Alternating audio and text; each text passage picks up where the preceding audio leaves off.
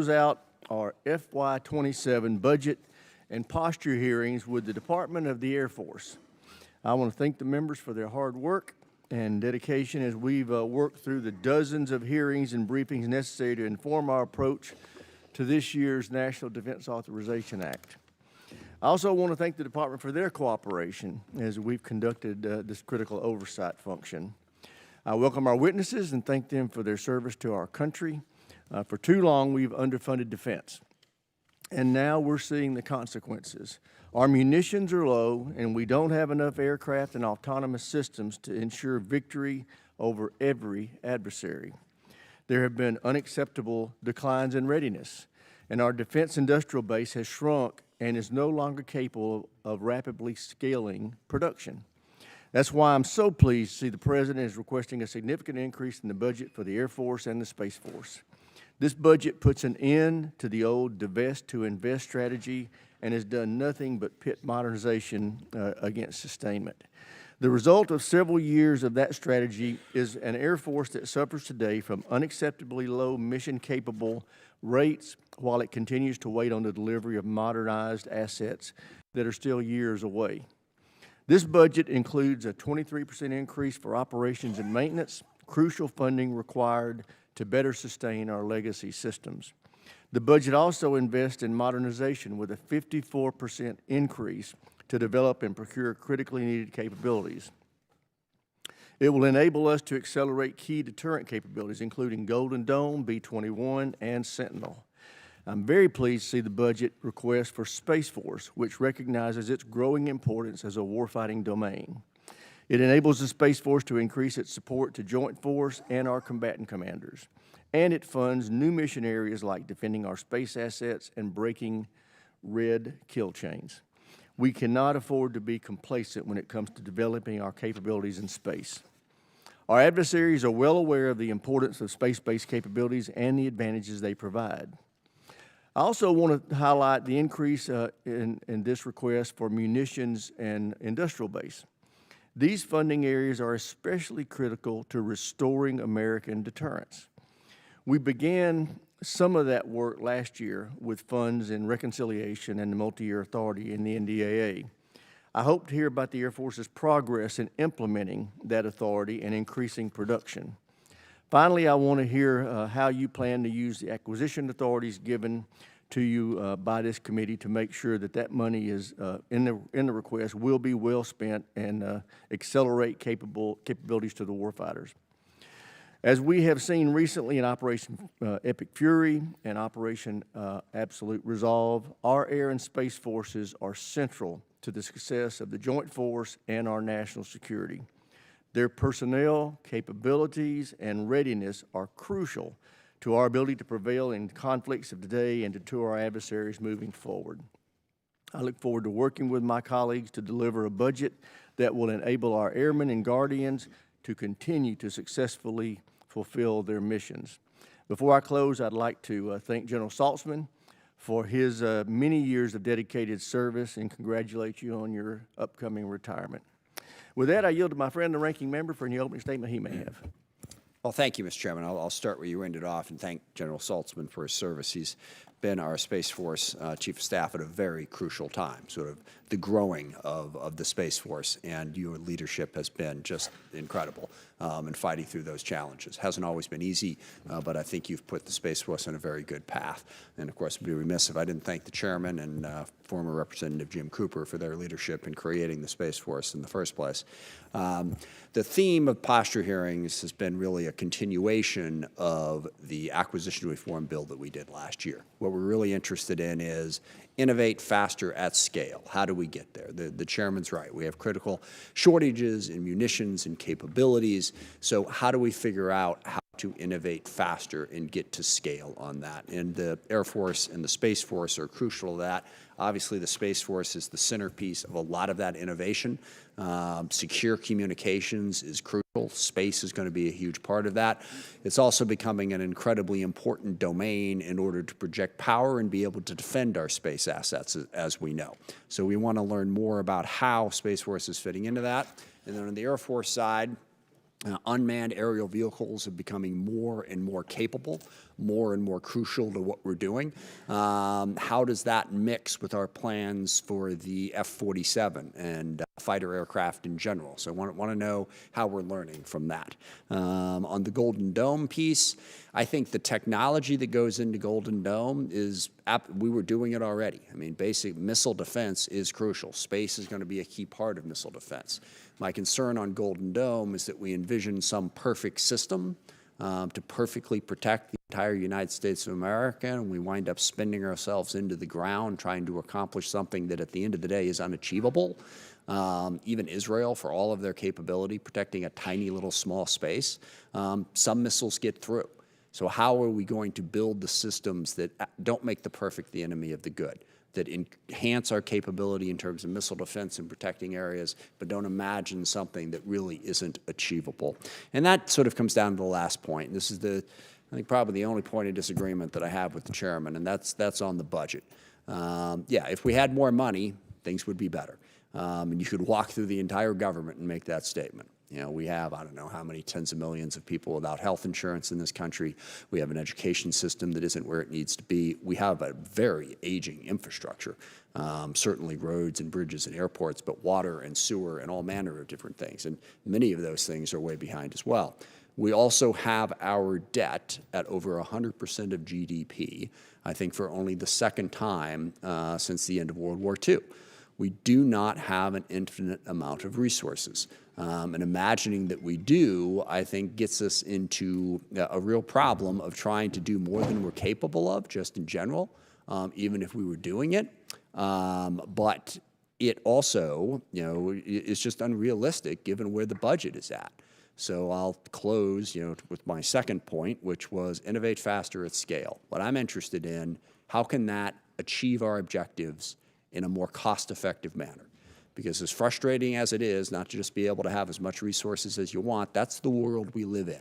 So we have to figure out how can we build the systems, how can we find systems that give us an advantage. We've seen that in our counter-drone mission. I was reading an article today critical of the Pentagon for, the classic shooting down a $30,000 drone, with a $3 million missile. But now we have a $15,000 system, the MIROP system, that's doing the same thing. We innovated. We got to something that achieved it, and how much money is that saving us? That enables us to do more and meet our national security needs. So I hope we'll hear about that as well. And with that, I yield back. I thank the ranking member. Now I'll introduce our witnesses. First, we have the Honorable Troy Meink, Secretary of the Air Force. General Kenneth Wilsbach is the Air Force Chief of Staff, and General Chance Saltzman, Chief of Space Operations for the Space Force. Welcome to all of our witnesses. Secretary Meink, we'll start with you. You're recognized. Thank you, Chairman Rogers, Ranking Member Smith, and distinguished members of the committee. Thanks you for the opportunity to come down and walk through the FY27 Department of the Air Force's budget request. I'm proud to represent the 680,000 airmen, guardians, and civilians of the Department of the Air Force, as well as their families and loved ones. After the events of the past year, Operation Midnight Hammer, Absolute Resolve, and now Epic Fury, I don't think there's any doubt that the Air Force and Space Force are the most capable in the world. But today, we are in the middle of a generational shift in how we employ air and space power. Advances in autonomy, adaptive manufacturing, AI, microelectronics, and more give us a unique opportunity to drive down costs and drive up effectiveness across the board. However, our adversaries recognize that opportunity every bit as much as we do. Those adversaries, particularly China, are modernizing at a very rapid pace. To stay ahead, we must innovate faster in everything we do. That means staying ready not just to fight tonight, but next month, next year, and next decade. Unfortunately, over the past 25 years, the DAF's budget has been the smallest relative to GDP in its history. At the same time, the nation has asked more of it. To meet its mission's need, the DAF was forced to shortchange both foundational readiness and much-needed modernization. The fiscal year 2027 President's budget breaks that pattern with a $338.8 billion request for the DAF, a 34% increase from last year. I'll start with our investment to win the fight tonight, foundational readiness. Boosting readiness requires increased and stable funding, particularly given the age of many of our platforms. The FY27 budget increases our foundational readiness investment by 34%, providing the jump needed to truly recover. We're also looking at ways to operate more efficiently by accelerating decision-making, reducing barriers to entry for industry, and leveraging innovative contract structures. The DAF's lean budget over the years has also resulted in a $50 billion facilities maintenance backlog. This is compounded by the way we have traditionally done MilCon, which results in costs more than double that of the commercial world. To reverse this, the FY27 budget request nearly doubles investments in both MilCon and facilities sustainment, restoration, and modernization, which we will couple with new authorities we've gotten from Congress, thank you, such as progressive design building. Second, production, particularly munitions. While we retain enough munitions worldwide to meet mission needs, we need strong factory lines to sustain and bolster our stockpiles. Therefore, this budget leverages existing commercial production capacity and takes full advantage of multi-year procurement for our most critical munitions, totaling 39,000 weapons of all types by FY33. We are also developing weapons almost as capable as our higher munitions, but at a fraction of the cost with much higher production rates. I'll also note that while money in this request is essential, time is one of our most precious resources, and the department will focus on companies that can quickly scale production while still broadening the industry base to ensure competition in the future. That leads me to number 3, modernization. The DAF is currently engaged in the broadest program of modernization in its history. While not every program has gone perfect, we have already seen a lot of successes with the new proliferated space architectures, the collaborative combat aircraft, F-47, B-21, and our command and control and battle management systems. The FY27 budget request accelerates those successes and applies lessons learned from across the board. To that end, we are transforming our acquisition system. We are empowering our new portfolio acquisition executives, or PAEs, and their teams with the authorities, resources, and talent they need to accelerate capability delivery. We have delegated nearly every authority we are legally allowed down to the PAEs. We are realigning portfolios to match mission outcomes. Our end state is all DAF acquisitions aligned in the PAE structure to ensure consistent, simplified, and rapid decision-making across the Space Force and Air Force. Finally, our most decisive advantage remains our people, the airmen and guardians who make everything possible. This budget invests in them. That includes a 5 to 7% pay raise for the military, larger bonus pools to incentivize high-performing civilians, increases to military end strength, and a 300% increase in dormitory investments. In conclusion, this budget represents a disciplined strategy to meet our threats. While FY27 does represent a major increase in our budget, we are ready to execute that budget. Much of the new funding will accelerate mature programs with established contracts. Regardless of the final total, we will remain accountable and transparent to Congress and the American taxpayers. Thank you, and I look forward to your questions. Thank you, Mr. Secretary. General Wilsbach, you're recognized. Good morning, Chairman Rogers, Ranking Member Smith, and distinguished members of the committee. I'm proud to represent 665,000 total force airmen serving our nation. Thank you for the opportunity to appear before you today, and for your continued support for airmen and their families. The United States Air Force exists to provide the nation with decisive options at both speed and scale. Every day, our airmen deliver that capability by controlling the air, holding targets at risk, moving forces and supplies around the globe, and underpinning the joint force with these combined efforts.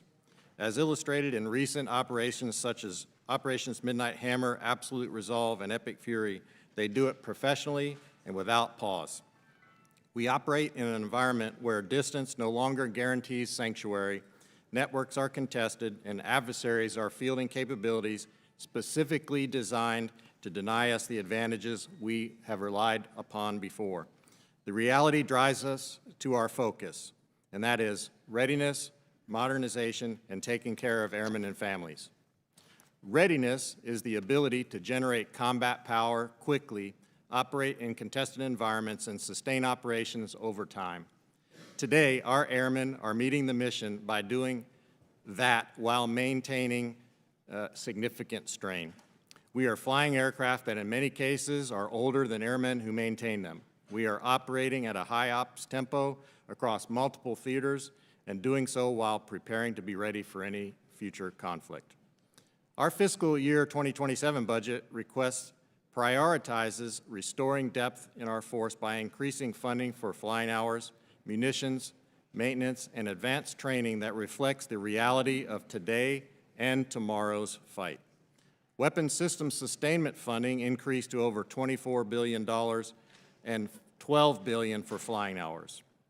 We are focused on readiness that continues to remain credible and can deliver effects. Modernization is not only about replacing old platforms with new ones, but evolving how we fight. Speed, survivability, and decision advantage will define future conflict. It requires a force that is more connected and adaptable. To this end, we are increasing our research and development funding by 27% to over $57 billion. The fiscal year 2027 budget request will accelerate our modernization programs. We are advancing the F-47 and collaborative combat aircraft to increase combat mass and complicate adversary targeting. We are upgrading our current fighter fleet to ensure it remains viable while also investing in long-range strike, advanced munitions, and resilient command and control. Additionally, our nuclear enterprise remains foundational. Investments now will sustain the modernization of the triad through the Sentinel, B-21, and upgrades to the B-52 as well as the E-4B. These capabilities ensure our deterrence remains credible and ready. Third is taking care of airmen and families. We ask a lot of our people. Frequent moves and operational stress take a toll. Our Air Force continues to invest in improving options for health care, child care, and spouse employment.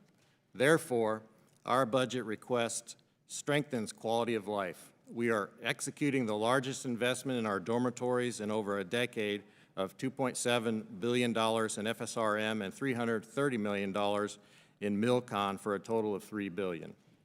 We are looking for solutions to meet the housing needs of our families with a request of $1.3 billion while funding new construction projects to address child care capacity by adding more than 1,700 child care spaces.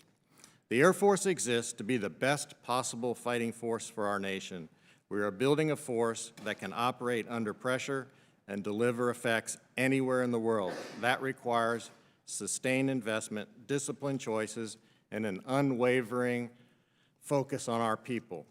With your support, we will ensure they have the tools, training, and the backing they need. Thank you, and I look forward to your questions. Thank you, General. General Saltzman, you're recognized. Thank you, Chairman Rogers, Ranking Member Smith, distinguished members of the committee. And thank you for your support for the Space Force and our nation's guardians. As the past year has demonstrated, space is more vital than ever to our economic prosperity, our national security, and the effectiveness of the joint force. However, our adversaries are constantly working to take away our military and economic advantages in the space domain. To defend our nation's interests in space, the Space Force must do more than grow. We must evolve to meet the challenges of the new era. To that end, the FY27's budget's landmark investment of $71.1 billion for the Space Force represents a generational opportunity to position the force to meet the rapidly expanding threats and the demands of the nation. I know some of the budget percentage increases being considered sound big, but let me put those numbers in context. There are at least 25 individual military installations inside the United States that each have more personnel than the entire Space Force. And the top 10 of those installations are at least twice the size of our service. The Space Force's budget in comparison to other services will still be less than 5% of our nation's total military spending, an extraordinary value in return on investment for the nation. That investment is a critical down payment to meet the accelerating demands on the service. In 2025, the Space Force saw a drastic increase in mission requirements across space access, global mission operations, and space control, and this trend shows no signs of slowing. To position the service for this mission growth and inform our future needs, the Space Force has been working hard to define what we believe our future operating environment will look like over the next 15 years. And then based on that, we designed our objective force structure, which will provide a vector for our services investments to meet the nation's expanding needs and defeat future threats. That analysis makes it clear the Space Force we have today is not the Space Force we will need for the future. Increases in the service budget and in strength are a national security imperative. That is why the FY27 budget boosts our top line by 130% and strength by 27%. The proposed budget, paired with the increase in strength, will allow the Space Force to recruit and train the Guardians we need, build vital space capabilities for the Joint Force and the nation, and provide the support and infrastructure that the mission growth demands. Today, we are deliberately building a cadre of space-minded warfighters equipped with the skills required in an increasingly contested and evolving domain. We are preparing our Guardian officers to seamlessly integrate with the Joint Force. We are bolstering the development of our enlisted force to ensure they become technical space warfighting experts. And we are developing our civilian Guardians so that they can best provide the unique expertise, ensure continuity of operations, and bring a depth of support across the mission sets. In order to execute all of our expanding missions, it is imperative that we responsibly and effectively convert this increased appropriation into combat capability and warfighting advantage. Unlike other services, the majority of our budget, nearly 2/3, is dedicated to developing and fielding new systems instead of personnel or operations and maintenance. That is why the Space Force is so focused on taking advantage of this once-in-a-generation opportunity to enhance our acquisition processes, all with the goal of accelerating the fielding of vital combat space systems at the speed and scale required for each mission. To that end, newly empowered portfolio acquisition executives are positioned to make better, faster program trades, expediting our ability to deliver combat-credible systems on operationally relevant timelines. We're simplifying our approach to requirements, bolstering our relationship with industry and allies, and ensuring our vital Guardian workforce is expertly trained in the complex task of acquisitions. Unlike other services that are modernizing existing systems, the Space Force cannot modernize what it does not have. We are creating some of these innovative capabilities for new missions from the ground up, particularly in space control, where we are investing in all categories of counterspace systems necessary to deter and defeat aggression in space. Additionally, we are aggressively pursuing more resilient space architectures that can withstand attacks and continue to operate through extended conflict. This includes expanding our Resilient Missile Warning and Tracking Initiative that provides life-saving alert to troops worldwide, and enhancing satellite communications to connect Joint Force units and commanders around the globe during battle. We are growing our space-based sensing and targeting architecture to hold adversary forces at risk through space-based AMTI and GMTI anywhere in the world. But the added manpower and missions and capabilities require commensurate increases to the structures that support them. So the FY27 budget request also includes the required MILCON to ensure our Guardians are fully supported. The Space Force has laid the organizational foundation, defined the compounding threat, and delivered the blueprint required to counter it. Now we must build those structures and systems to ensure domain superiority for years to come. Although our growth request looks large in a vacuum, the request is actually quite small relative to the overall budget, and I think this payoff is significant. With the continued advocacy from Congress, our Guardians stand ready to deter aggression, protect our space-enabled way of life, and if called upon, fight and win. As I conclude my final presentation to this committee as the CSO, let me say thank you for enabling our successes and for the opportunity to highlight the exceptional work that our Guardians are doing every day to secure our nation's interests in, from, and to space. I look forward to your questions. Great. Thank all of you for those opening statements. I'll recognize myself first for questions. Mr. Secretary, I want to start with the area that you touched on and General Saltzman just spent the last 2 minutes of his comments on, and that is acquisition.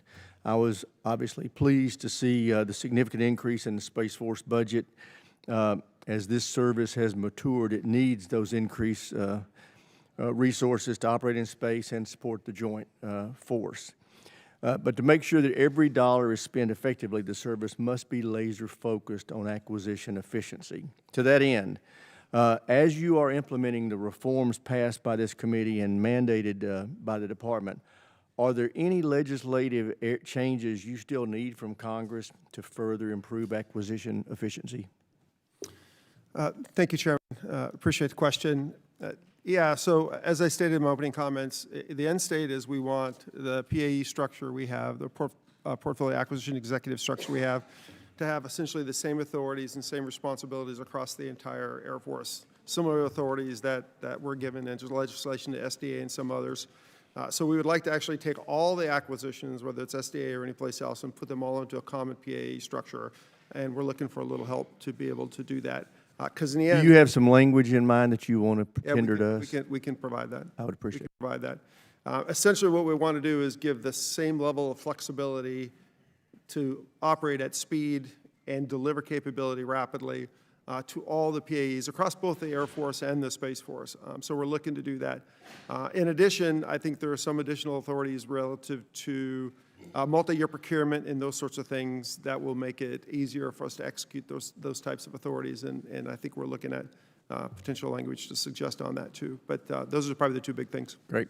Well, I would offer to you that one of the things that I've heard from the private sector is they like the new PAE system, but they are encountering, while there's good support at the top where the PAE is, in the bowels of the worker bees, there's still a culture that's requirements focused and hasn't broken away from that. So I would ask you to be mindful of that as we mature that new structure. If I could, Mr. Go ahead, Chairman. please. If I could, Mr. Chairman, on that. Yeah, I was out at, out talking to, I think, probably about 2/3 of the Space Force's PAEs last week. And that was a concern of those two, is how we manage that requirements process. So we're doing a lot to structure the PAEs and give them the authorities. But in line with that, we're also looking at how we do budgeting and requirements, the budgeting and requirements process within the department to streamline that as well to get at that point. Yeah, fewer requirements, the better. Next, I want to ask you about how the Air Force has implemented DERPM structure and is ensuring that General White is able to execute on his direction to deliver critical capabilities such as Sentinel with emergency, with urgency. I feel a bit fortunate in that both the DERPMs we work closely with, General White and General Gutlein, two of the DERPMs are two of the best acquisition officers we have in both the Air Force and the Space Force. So I'm pretty happy about that because they are, in both cases, responsible for some of the most important programs that the Department of the Air Force has, not just Sentinel, but F-47, 21, B-21. So it's critically important that we have a tight relationship with them, and we do. I made sure that Dale sits like 100 paces from my office. I meet with him regularly to make sure that we are tightly coupled. He's getting everything he needs, and that he's delivering what the department needs to execute mission in the future. So I think it's working well. Great. General Wilsbach, I'm a big proponent of unmanned platforms, and I'm interested, speaking of the F-47, I like that we're moving to the 6th generation fighter. When are we going to make the next leap to optionally manned or remotely manned tactical fighters? Thanks, Chairman. I'm a fan of unmanned as well. In fact, for Epic Fury, perhaps maybe the most valuable player was unmanned. And this the MQ-9, and so we've made many strikes. I don't want to say how many because the number's classified, but no other platform is even close to the MQ-9, which is an unmanned platform. So we get a lot of utility out of them, and don't put our folks at risk. We're probably not quite at the state of autonomy where we can completely replace the entire force or even the fighter force with unmanned, and as we bring on collaborative combat aircraft and we integrate it with the F-47 and F-22 and F-35 to begin with, there's still some level of human interaction to task that automated platform. There's enough artificial intelligence and machine learning inside of the collaborative combat aircraft to, once you give it a tasking, for example, go attack this series of targets, it can go do that with the tactics, techniques, and procedures that are inserted in the software. But you still need a human to make those sorts of decisions. Yeah. We're not quite there yet. Well, and that's why I said remotely operated. It keeps the human in the loop, but we don't have to have a person in the fighter. Sure. And so we're realizing that already with our already unmanned platforms. CCA will expand that to a degree because, for example, the MQ-9 doesn't really have autonomy. It's remotely exactly piloted. Right. CCA will have autonomy, and I've actually had a chance to operate the software in the simulator. It's very intuitive. It's highly capable, and we are going to be able to put extreme pressure on any adversary that would go up against us with F-47, F-22, or F-35 in combination with the CCA, because not only will we have that automation and not put our folks at risk, it also increases the mass that the adversary has to deal with. Right. Well, I'll leave it at this. We have to start thinking about that remotely operated fighter jet, in part because we want to not have to put a fighter pilot at risk. But the technology already exists. We're demonstrating it at present. But the cost of these platforms is reduced dramatically if you don't have to accommodate a human being. And I just want, getting to the ranking member's point about we got to start thinking smart about spending money, I just want us to start thinking about it. And with that, I will yield to Mr. Carvajal for any questions he may have. Thank you, Mr. Chairman, and thank you to all the witnesses for being here today. General Saltzman, I understand you're retiring after 34 years of service in the military. I want to thank you for your service, for your distinguished service, and for your leadership in strengthening our nation's Space Force. You have served admirably, and I've really enjoyed working with you. Best wishes. Maybe now you could go back to my district and enjoy some of those good libations that we have, also known as Central Coast wine. So hope you can visit.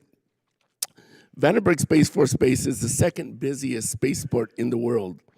SpaceX and Firefly already have active pads. ULA will soon launch from there again, and Blue Origin is in the early stages of building a slick. The boat dock on the South Base is a critical piece to the launch infrastructure at Vandenberg, but it is too small to accommodate the larger launch vehicles that will soon be launching from the base. I know this will be an expensive and complex project. My understanding is that this is scheduled to be in fiscal year 2032, but I think that is too far away and will stagnate launch growth out of the Western Range. General Saltzman, can you explain this project, the projected timeline, and what we can do to move up that timeline? Thank you, Congressman, and I do look forward to maybe getting back out to the Central Coast for the libations. When I was stationed out there just about 12 years ago, we did 7 launches. Last year we did 71 launches. We're projecting 175 launches is what our goal is ultimately for the capacity we have at Vandenberg. We can't do that without enhancements to that port facility. So it's high on our priority list to make sure that we can meet the launch tempo that's required out there.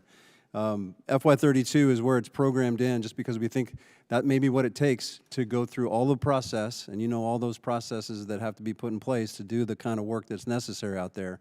But it is a $650 million project, so this is not an inconsequential adjustment out there. Look forward to working with the entire Central Coast Commission out there, as well as you and others. We would love to accelerate that, but it's not an uncomplicated process and an important one. Thank you. The most recent NDAA included Section 1607, which requires a study on the feasibility and advisability of establishing TAC SRT as a program of record.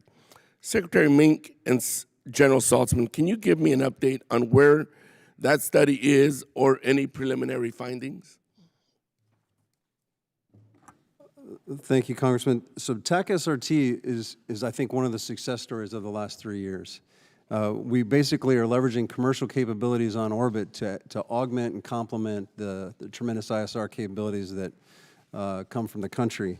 We've increased funding over time as the demand has grown. Last year alone, there were 445 requests. We provided over 500 products, some of those at unclassified levels, most of those at the unclassified levels to support operations.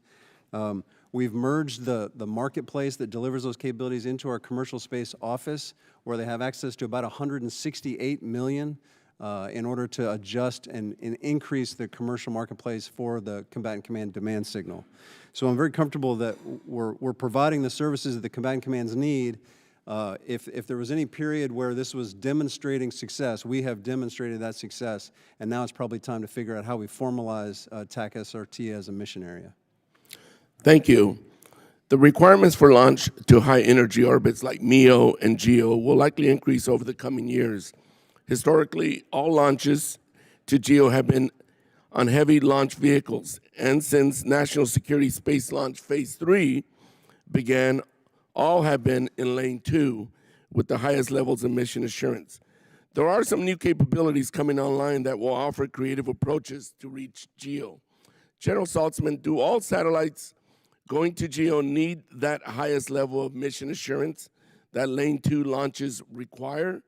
And could some direct-to-GEO launches come through NSSL Lane 1 once there are providers onboarded that can reach that orbit, especially if they could offer lower cost per launch?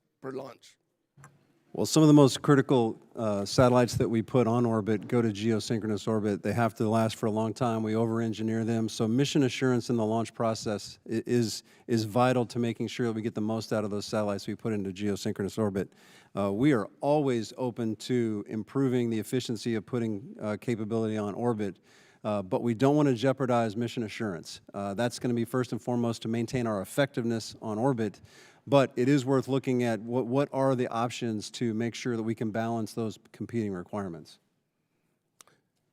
If I could just add, I know we're out of time, but I just add quickly, there are a number of companies, some of these smaller commercial companies, developing what we'd refer to as a third stage or an upper stage that actually allows the kind of the traditional LEO or medium class launch vehicles to put much larger payloads in the higher energy orbits, GEO or MEO.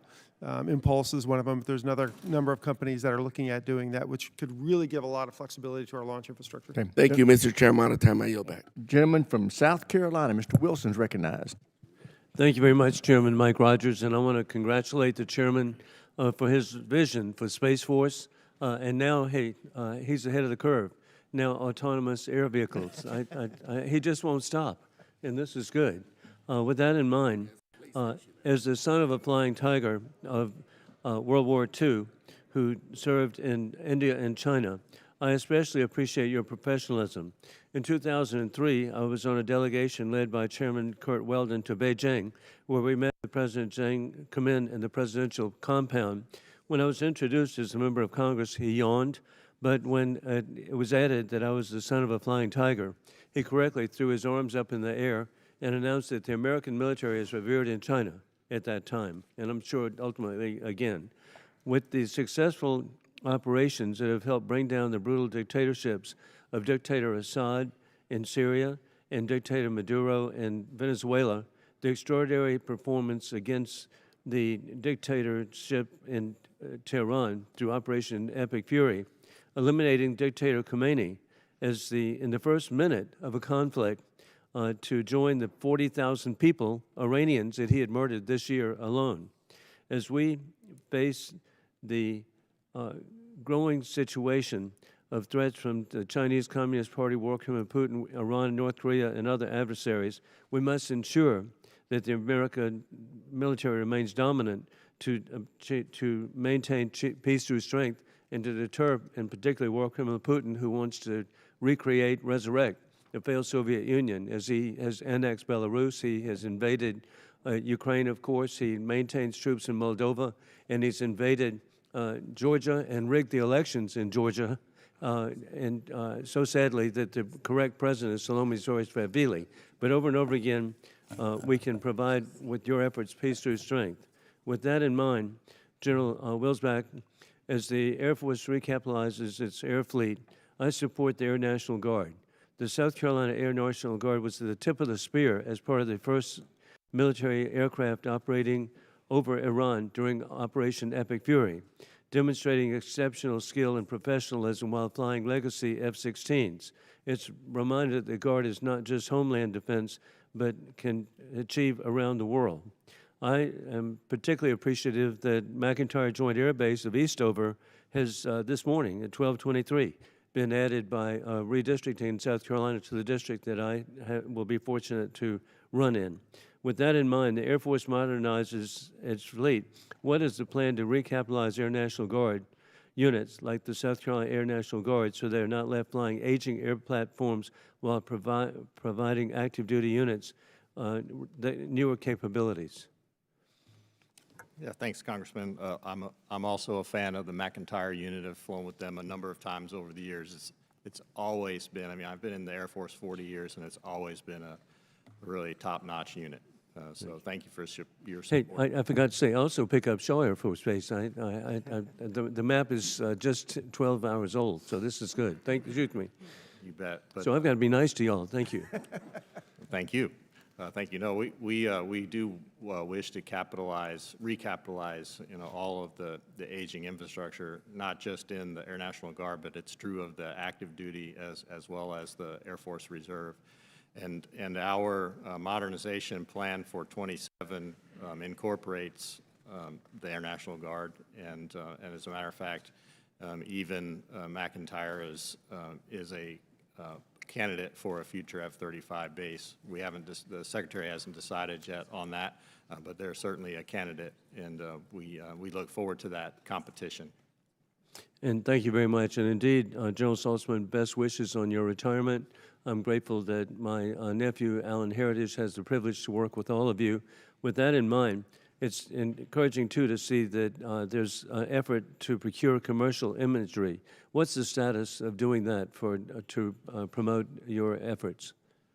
Yes, sir. We're investing in, as I mentioned, the Commercial Space Office has a portfolio to build a marketplace for all the commercial imagery providers, and we do that under our TAC SRT programs, surveillance, reconnaissance, and tracking.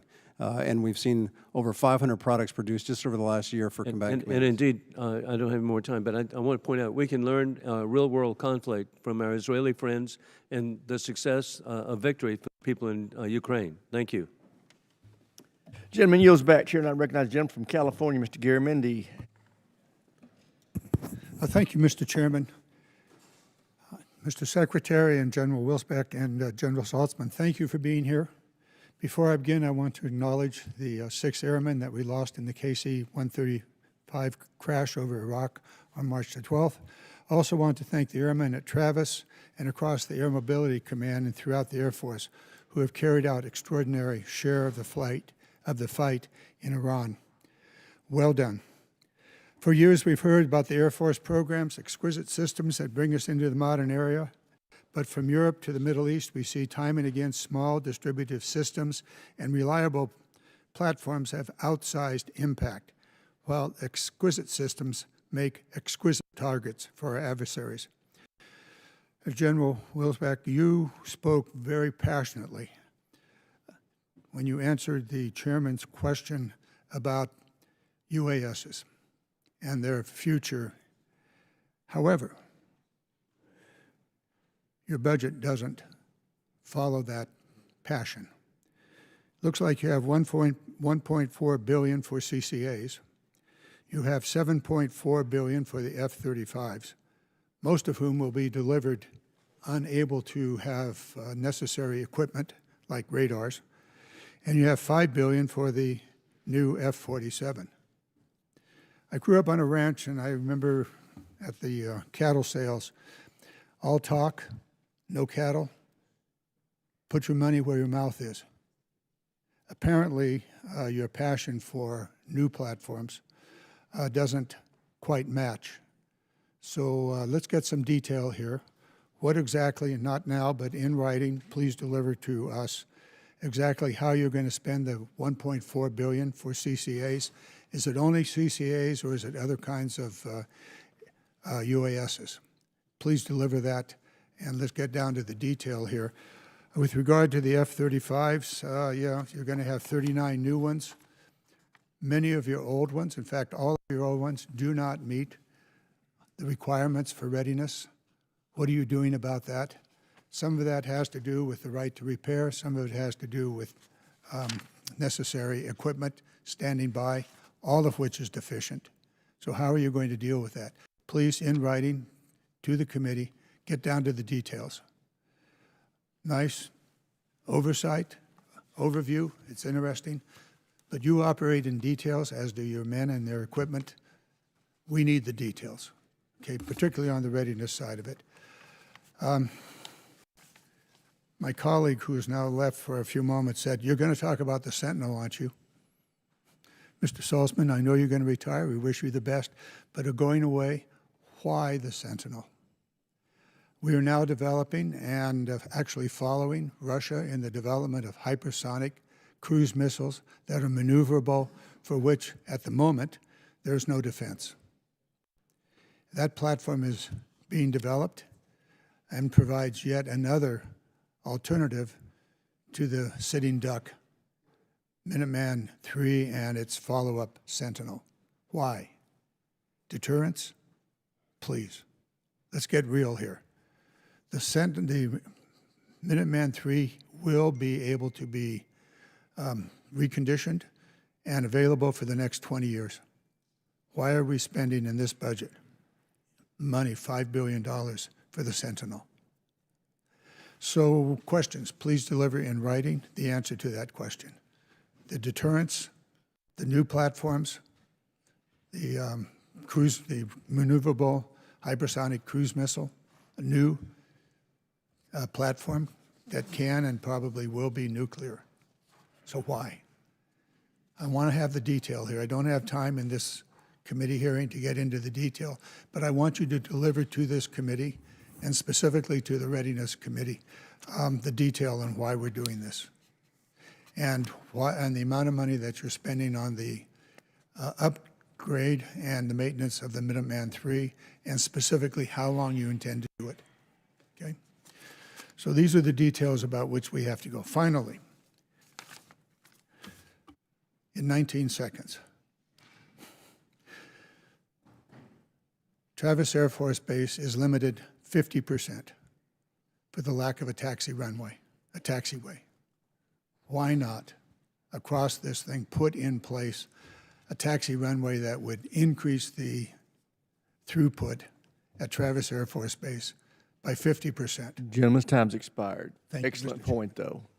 Gentleman from Ohio is recognized. Mr. Turner.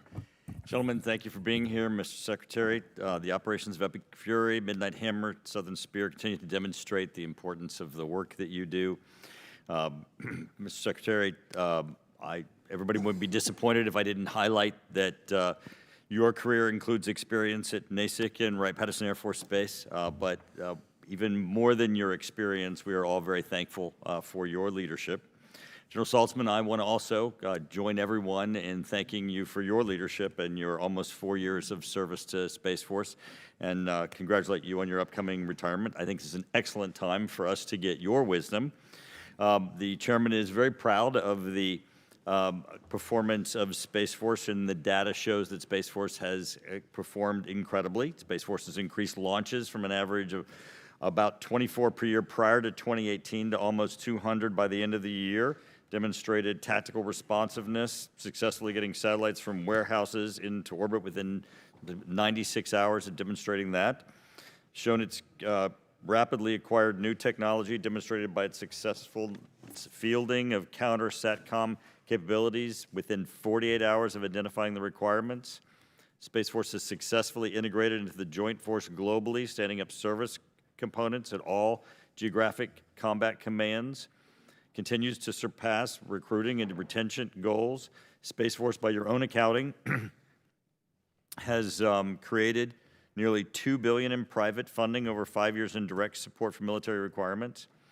Looking back and now looking forward, with your wisdom, where is Space Force on the right track? Where do we have some work to do? And what should Congress do? In 3 minutes. Thank you, sir. I very much appreciate that, and to the work of the chairman and the ranking and the entire committee. I think the Space Force is on a good path. I really do. One of the success stories that I point to routinely is I believe we've, and I've gotten feedback from industry on this, that we have shifted the nature of the relationships we have with industry. It was very transactional. We would throw requirements kind of over the transom and hope that they would deliver something back, and we would go through testing and generally be happy with some of it and not happy with other parts of it. That's just not going to work going in the future. It's certainly not going to work at the speed and the scale that we need these capabilities delivered.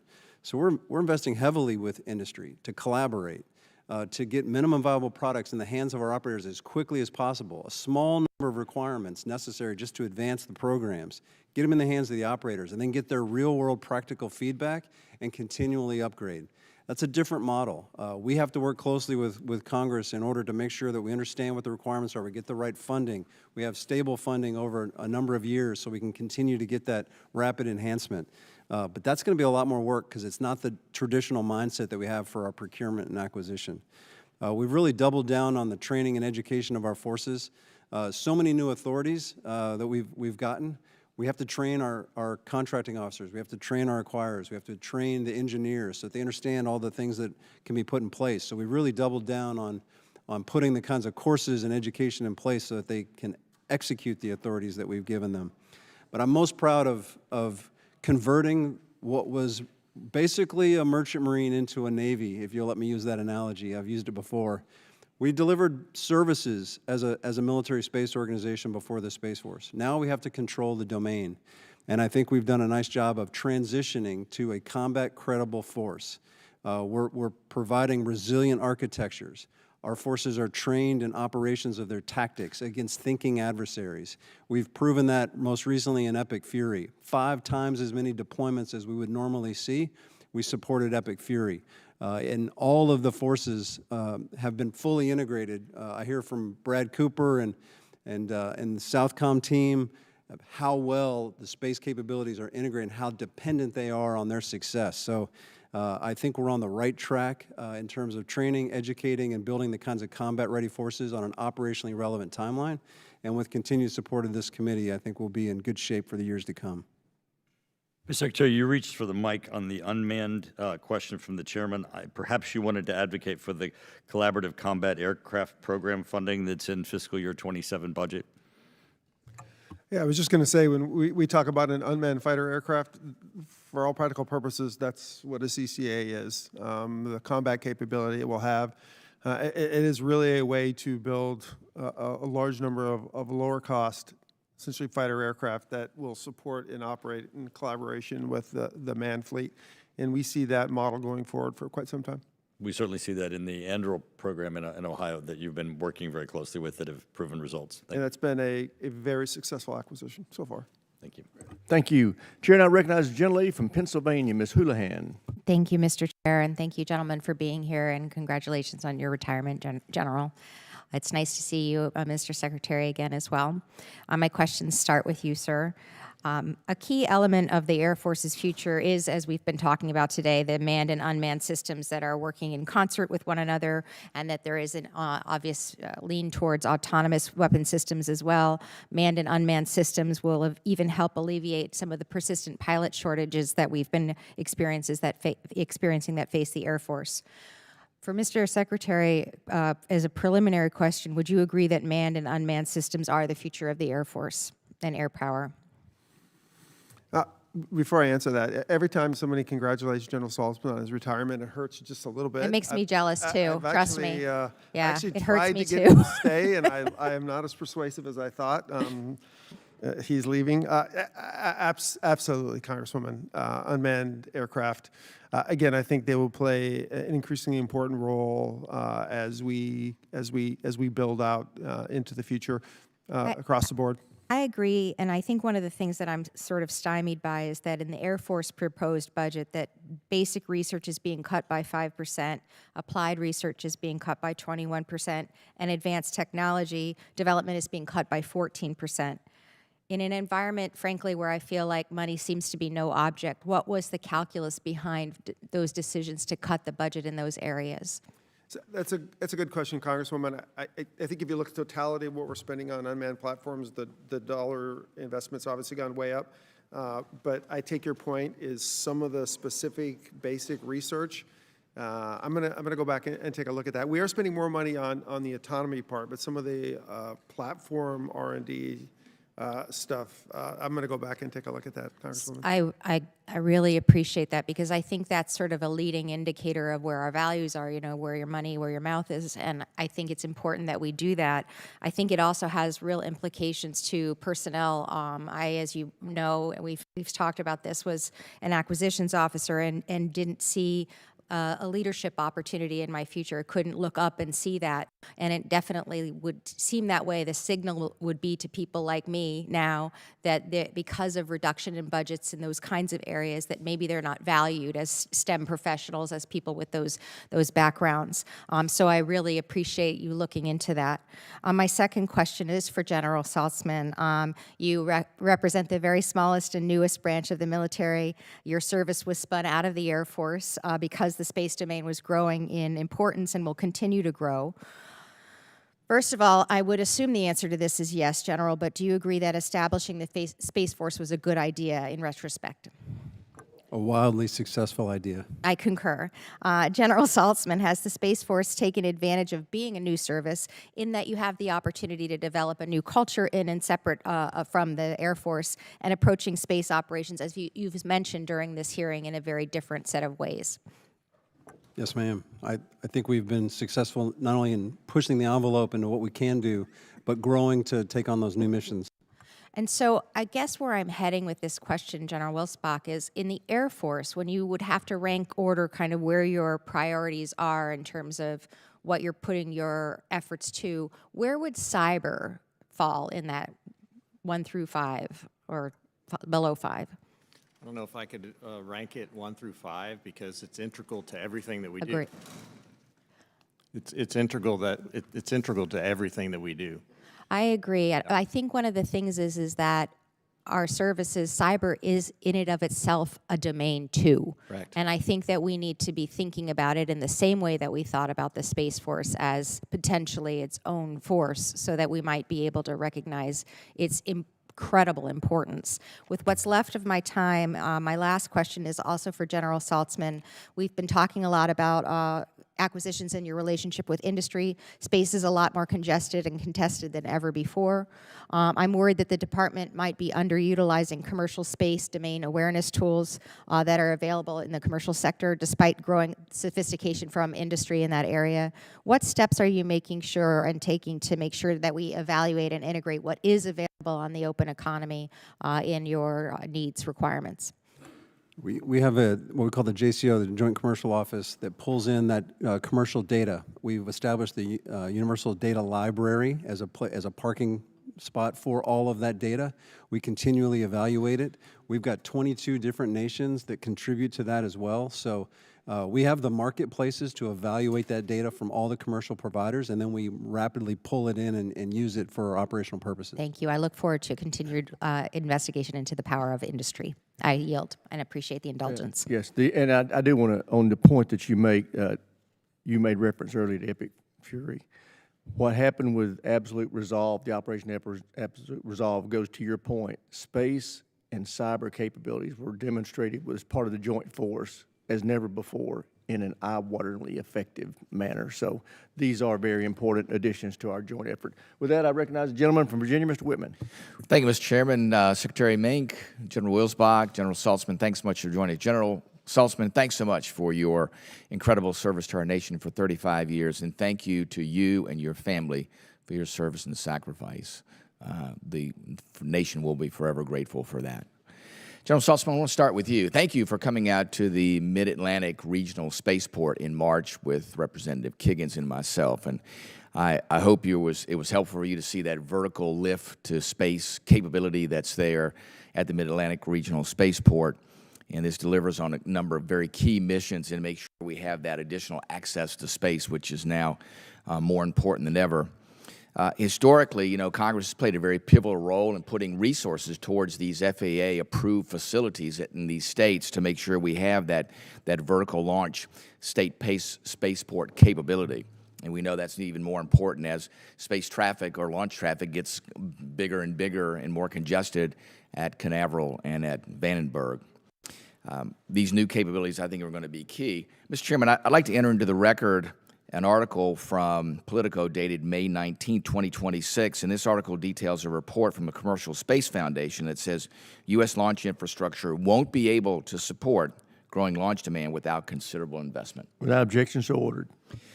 Also appreciate your response. I know Representative Kiggins and I wrote you a letter about the importance of this capability in these particular areas, and in your response where you said a critical component of our national launch capability, and a key contributor to meeting these growing security demands are places like the spaceport in Virginia and Alaska. Now that you've seen these launch capabilities firsthand, and knowing, as I spoke about, the congestion at the Cape and at Vandenberg, and knowing more and more heavy launches are going to take place there, which even creates a bigger impact on medium and small launch capabilities, can you share your thinking about these state spaceport capabilities in vertical launch to orbit capabilities, and how they are going to be necessary in the future, and what would be the plan for us to make sure we have that capability expanding in those two spaceports? Well, thank you, sir, and I appreciate the opportunity to come out and visit the site with you. And I agree, it's a gem out there, and there's some real capability. I think it's a two-phased approach in my mind, and I'll defer to Secretary Meink too. I know he's got some ideas on the launch infrastructure, but first step is make sure that we're efficiently using those spaceports that we do have. I think there is some reorganization, some redesign of small and medium lift capabilities in our larger spaceports that might be able to be offset and gain the efficiencies you get from places like Wallops Island. So that's step one, is make sure we're using as efficiently as possible the resources we have. And then second is growing the infrastructure to support the demand signal that we are seeing from industry and our national security launches. We're going to have to increase the capacity. And then maybe connected to that is the geographic resiliency that you might need to have separate launch locations and not be so tied to just the two specific launch ports that we have. So we're looking heavily, and we're analyzing alternatives to support other options. Sure. General Saltzman and Secretary Meink, I'd like to get your specific ideas about what would these investments look like? What should we focus on in how we are directing money to these state spaceports in order to augment what's going on at the Cape and at Vandenberg? One will be, as we redesign and we say we're going to move capability from one spaceport to another, that's not inexpensive. And then to make sure that it has things like the port facilities, it has the consumable infrastructure that's required, storage facilities, payload integration facilities. So there are MILCON efforts, there's upgrades, and then we're going to have to think about the regulatory. How fast can we launch? What are the launch licensing procedures, environmental impact studies that we have to do? All of those are going to require oversight to make sure we get it right and do it as efficiently as possible. Very good. Secretary Meink? Yeah, second everything General Saltzman said. I guess what I'd add is, as well as, we've just finished up a study, and that's working its way through the process to come down to the Hill. At a high level, what it says is we probably need another site that's capable of heavy and super heavy launch capability, both from a resiliency perspective and just even at the Cape limitations and how much space we got. It still shocks me a little bit that just launch bases, launch infrastructure seems to be the limitation right now on the nation's ability to grow our commercial, or grow at least for the next foreseeable future, grow our commercial launch infrastructure, which supports, again, both commercial and national. So it looks like we need to take full advantage of the efficiencies at the current spaceports, but we probably need another location that's capable of a heavy and super heavy launch kit. Gentleman's time's expired. The chair and I recognize the gentlelady from Washington, Ms. Strickland. Thank you, Chairman Rogers and Ranking Member Smith, and thank you to all of our witnesses. I'm over here today. I want to focus my questions on strategic mobility, airborne battle management, and Space Force structure. So I have a question for each of you. General Wilsbach, the Air Force now expects portions of the strategic airlift fleet to remain operational for decades longer than originally planned, while the next generation airlift remains years away. The Air Force also waited decades to recapitalize KC-135 fleet before beginning the KC-46 program. What exactly is the department doing now to ensure the next generation airlift does not face similar recapitalization or schedule pressures as the strategic airlift continues to age? Thank you, Congresswoman. Yes, we have in the budget this year is a study that's designed to look exactly at what you're talking about, the next generation airlift. And the idea behind this study is to determine what the next aircraft will look like, what it will be, and the requirements thereof. And it's to replace the C5 and the C17. We have a lot of life left on both those platforms. And so we're not in a big crisis right now. We don't think we need to replace the C5 until about 2040, and the 17 is even beyond that. So I think we're in okay shape, and that the budget is designed to look at this for the next year. Thank you. And staying on operational capability, Secretary Meink, the department previously sought to terminate the E7, but recently announced plans to move forward with 5 additional aircraft. We did not see funding for those aircraft in the fiscal year 27 budget request, though we understand the department plans to submit a budget amendment to fully fund the program in 27 and beyond. What operational realities actually cause the department to reverse course, and what's the status of that funding request? Maybe answer the second part. First, the status of the request is we're putting through a budget amendment, I think it's in the ballpark of around $1.5 billion. It's working its way through the system right now to come to the Hill. That'll fund 27, and then when we build the 28 budget, we will work it into the long-term plan. With respect to what's changed, what's changed is when the decision was made to cancel the E7. We were working at a top line of the department of about 890. We have, we hope, much more budget flexibility now, and that was one of the things that we put back on the priority list to put into the budget. It is really just simply at the 890 mark, we were cutting things that we didn't want to cut. Now we have enough flexibility to put some of that back in, and that was one of the airplanes that went on it. Just at a very high level, we believe the space-based and the air-based AMTI mission working together is where we need to be, and we're looking for support from the Hill, so appreciate that. Do you feel confident that the department can now execute airborne battle management without the E7?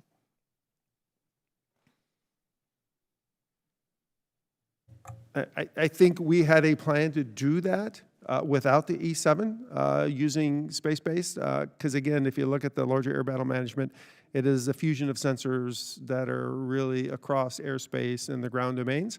The E7 helps make that problem easier. With that, I'll maybe turn it over to General Wilsbach for a couple comments. I agree with the Secretary.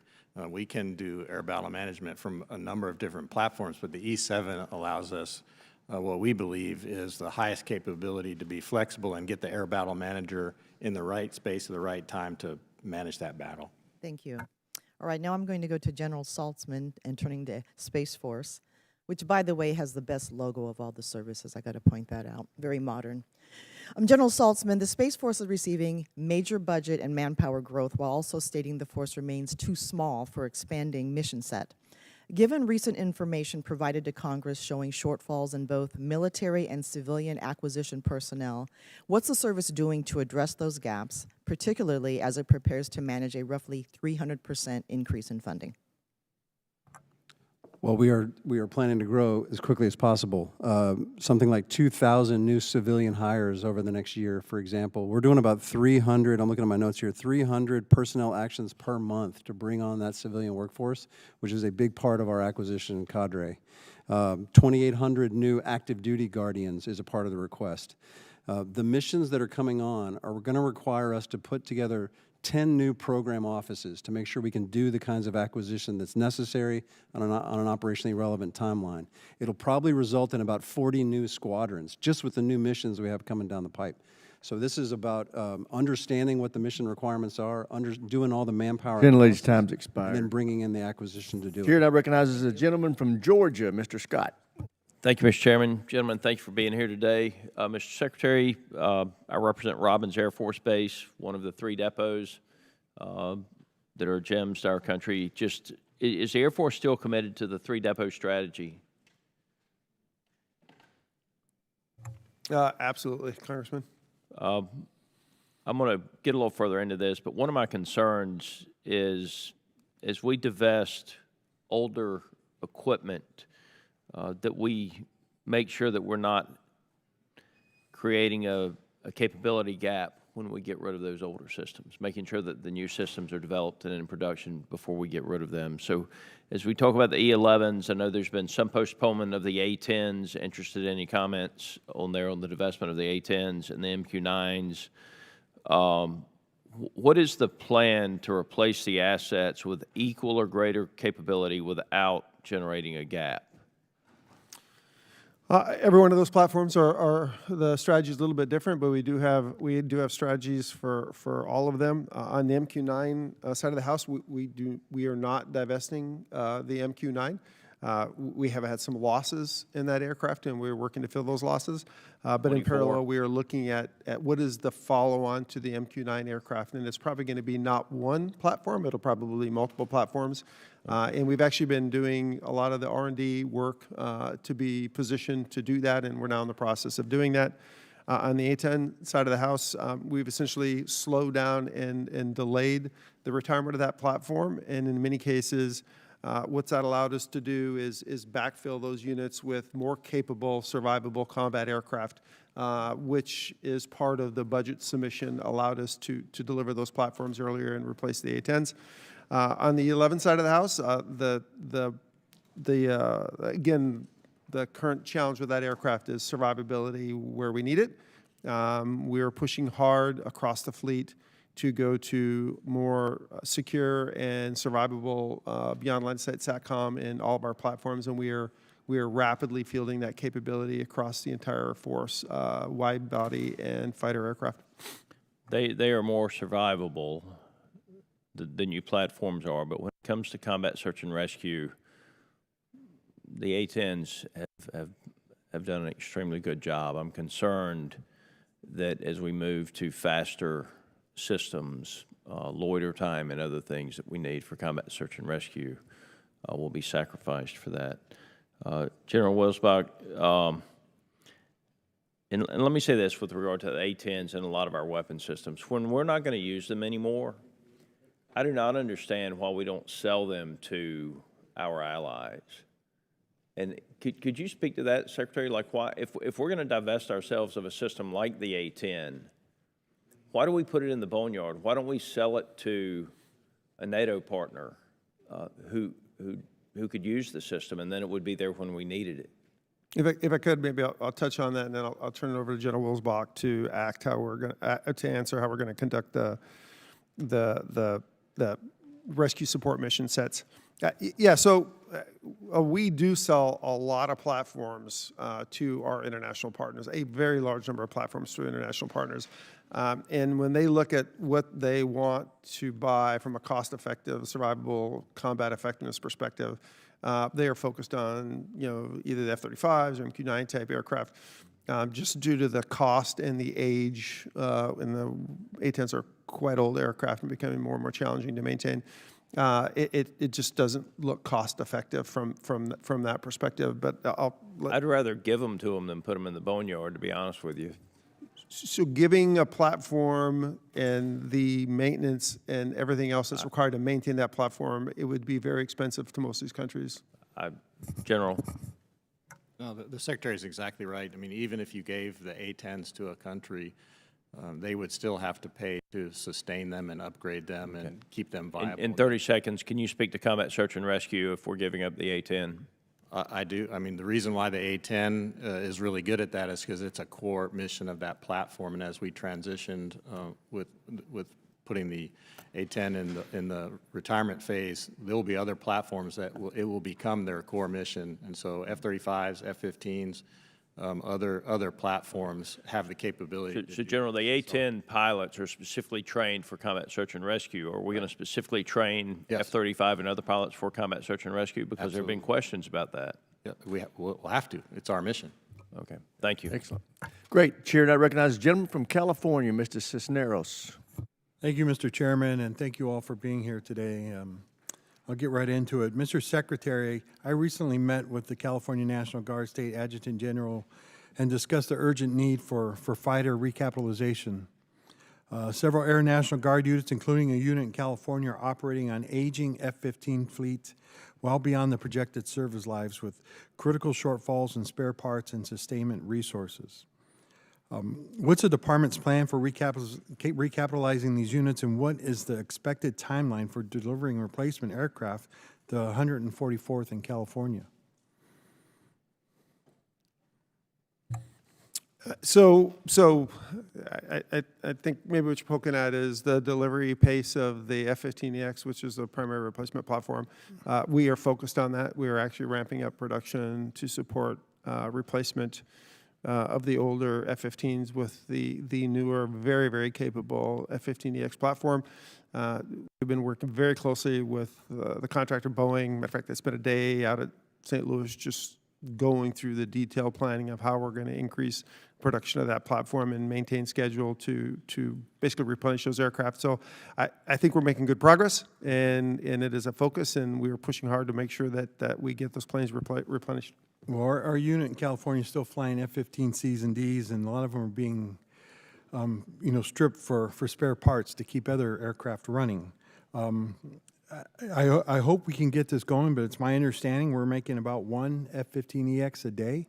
If that's the case, we're going to have to speed that up quickly because we need these aircraft and other units need them as well. So we're not making one a day. If we were making one a day, I'd be extremely happy, Congressman. Oh, I'm sorry, one a month. Yeah, One a month. I know what you meant. Yeah. So we think we're going to get to 2 a month pretty quickly, and the contractor's supposed to come back with us in the next few weeks on a plan to get to 3 a month and then 4 a month to both support the U.S. and FMS sales. That's a platform that many of our international partners want to buy as well. All right, thank you for that. General Saltzman, you Chief Master Sergeant of the Space Force. I'm not even going to try and pronounce his name. Benavegna. It said earlier this year that the Space Force is going to need to double in size. Now, I know you said in your opening statement that you're increasing by 27%, but that's well short of doubling in size. So as you kind of see it, as you're getting ready to retire, and thank you for your service, for your years of service, both in the Air Force and the Space Force, what is the plan going forward to kind of get to that point? If we do need to double in size, how long is it going to take us to get to that point?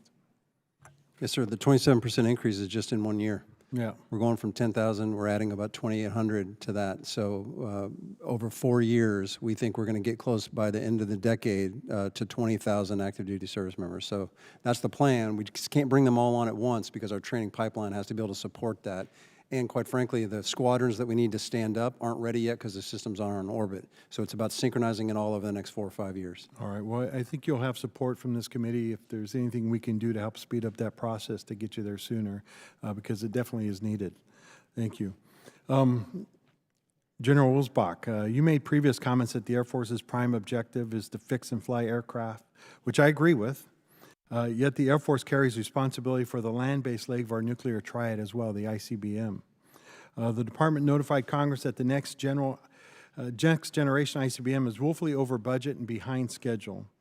So while the Air Force is struggling with pilot shortfalls and a fleet of aircraft that is aging rapidly, and it's even been suggested that maybe the Army should take over, that I've read in an article recently, that the Army should take over the ICBM program. What do you think needs to happen in order to kind of help support the ICBMs? Is this something we should turn over to the Army? Is it something that the Air Force can focus on while it's also focusing on the aircraft portion of its mission as well?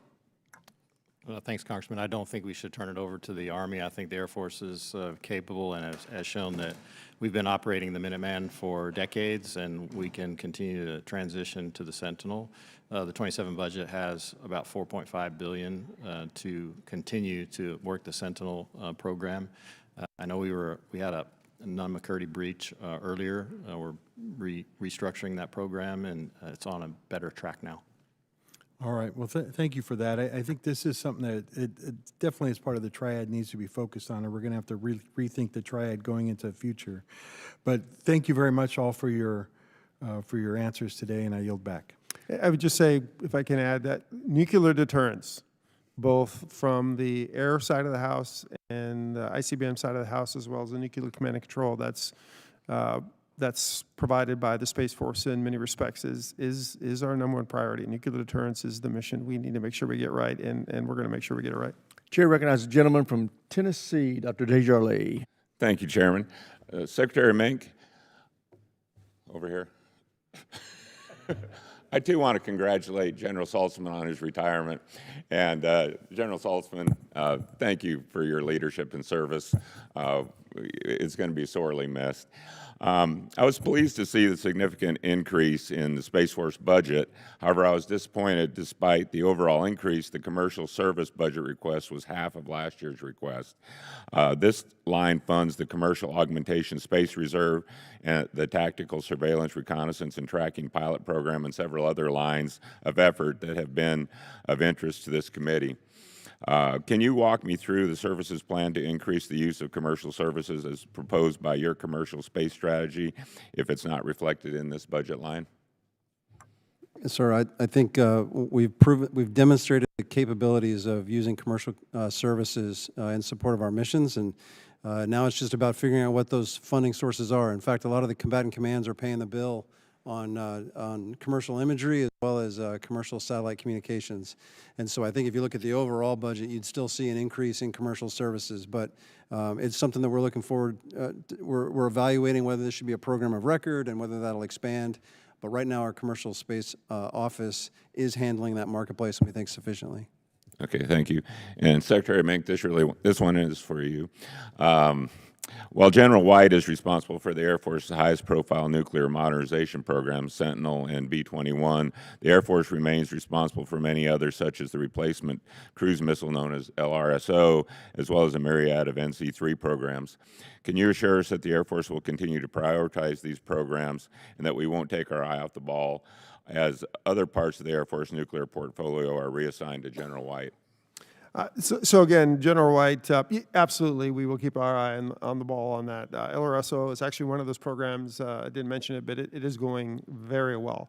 Program is properly structured in the beginning, and it is delivering actually at a very good cost point, not just from a schedule perspective, but a cost perspective. So we're very happy with that. And across the board, we will continue to support, even though Dale's got really special authority straight from the DepSecDef on acquisition. Those programs are still sitting in the Air Force, and we will work closely with him to make sure we deliver all of them. Okay, well, staying on that topic of LRSO, as you may know, last year there was the miscommunication about the amount of funding necessary, which ultimately led to significant cuts to the program. This year, the budget request includes $565 million for research and development, in addition to $330 million procurement for it. I just wanted to confirm with you that this is the level of resourcing the Air Force needs to keep the program on track, and there is no margin for additional delay. Is that correct? That is correct, and I'm not sure how we ended up cross paths on that communication, but yeah, that did impact the program, those lack of resources last year. So yes, those resources are absolutely required to keep that program on schedule. It's actually in a very sensitive period of its life where you're transitioning from the R&D phase of the program into production, as well as making sure that all the infrastructure is there to support it. So appreciate all your support. Yeah, well, thank you. And this is the best performing nuclear modernization program in the Air Force. We need to ensure that the progress is not put in jeopardy by confusion about how the Air Force needs to keep executing it. So appreciate that. General Wilsbach, there have been a number of drone incursions at military bases across the country, and there is a wide concern for the threat of drones being used in attack on the homeland. What role does the Air National Guard play in detecting, tracking, and responding to unmanned aerial system threats within the homeland? And what additional capabilities or authorities are required to enhance this mission at the state level? I think we're good on the authorities, but the Air National Guard, along with, frankly, all other department bases have the same responsibility, which is to defend their base. And the problems that we have right now are the capabilities that we have to detect the environment and then to do something about it. Many of the bases have non-kinetic capabilities that don't actually work against a lot of the drones. And so we've been rapidly, in the last few months, been rapidly fielding new capabilities to take care of this. We still need to continue to do that. Anything Congress can do to help at this point? The 27 budget addresses this. Yes, sir. Thank you. Chairman, I yield back. Gentleman yields back. Chair now recognizes the gentleman from Illinois, Mr. Sorensen. Thank you, Mr. Chairman. Many thanks to our witnesses today for your leadership to innovate and scale up our Air Force capabilities, as well as Space Force, protecting our assets above and keeping us safe here at home. And Secretary Meink, I'd be remiss if I didn't also congratulate the man to your left, General Saltzman, on your retirement. I am so incredibly proud to represent the Patriots working at the 182nd Airlift Wing in Peoria, Illinois. I wish we had C-130J models at the airfield today, but Central Illinois is thankful for all of your efforts to get us these new C-130Js at the 182nd. As we've seen with Operation Epic Fury, contingency response groups are critical to quickly opening airfields and ensuring that our airmen can smoothly enable theater logistics. Whether it's a dirt field in the middle of nowhere, an abandoned runway somewhere, or at the site of a recent weather disaster, a contingency response group can make sure that our service members can land safely and begin carrying out operations right away. I'm so thrilled that the Air Force decided to stand up a contingency response group within the 182nd in Peoria. Our Guard members in Peoria are the best of the best. So there's no one better to kick off operations. I could talk about them all day, but I'm concerned with how this CRG conversion is going. We're 1 year into a 3-year conversion, and there's no funding for equipment or manning. So to the Secretary, what are we doing to ensure that the 182nd, as well as the 5 Air National Guard units converting to CRGs, can complete the conversion and become mission ready? If it's all right, Congressman, I think I'll hand that off to the chief. Thank you. For the specifics of the exact funding, let me come back to you, and I'll give you a written report of how we intend to do that, because I don't know the exact specifics for that wing. All right, I appreciate that. It's something that we should get figured out. It's been years in the making. Concur. In terms of personnel, the 182nd was sourced with 125 positions. As you know, 175 are needed to complete a CRG unit. What more can we do together to ensure that we've got those 50 additional personnel on the ground? So we'll make sure that the appropriate personnel are there as we start to transition. And if there's a shortfall, we'll come back to you and work with you on that as well. General? And the 27 budget also allows for an end strength increase for the Air Force. And so when we say we'll make sure you have the people, it also needs to be funded, and we are funded in the 27 budget request for that. So it'll be helpful to be able to plus that up. Great, I appreciate that. To General Saltzman and to Mr. Meink, earlier you mentioned the need for another launch site for Space Force. How important are horizontal launch points, and how can we expedite their development? And sorry, Congressman, when you say horizontal launch points, you don't mean air-based launch systems, or are you talking about the horizontal versus vertical integration? Forgive me for merging a little bit of the SST committee that I've been working on in the past, but to develop a horizontal launch point to get the things that we build into space. Right, so we've got a space that is outside the busy O'Hare and Midway airspace, but it is the epicenter of where we build all of the critical industrial and advanced manufacturing. How do we get it up where we need it? Is there a way that we could utilize horizontal launches as opposed to vertical launches, and how can we work together on it? So we probably have a long discussion on this. Those have been looked at back and forth. Both the commercial industry and the government is, from a cost effectiveness perspective, they've gone to vertical launch. As a matter of fact, even vertical landing. There are many contractors, not just SpaceX, but Blue and others, are doing the vertical landing. That just appeared to, at least now, the state of the technology as the most efficient way to launch. Saying that is like I said, there is an additional probably launch facility required to support the large rockets, which is harder to find than to support the smaller rockets.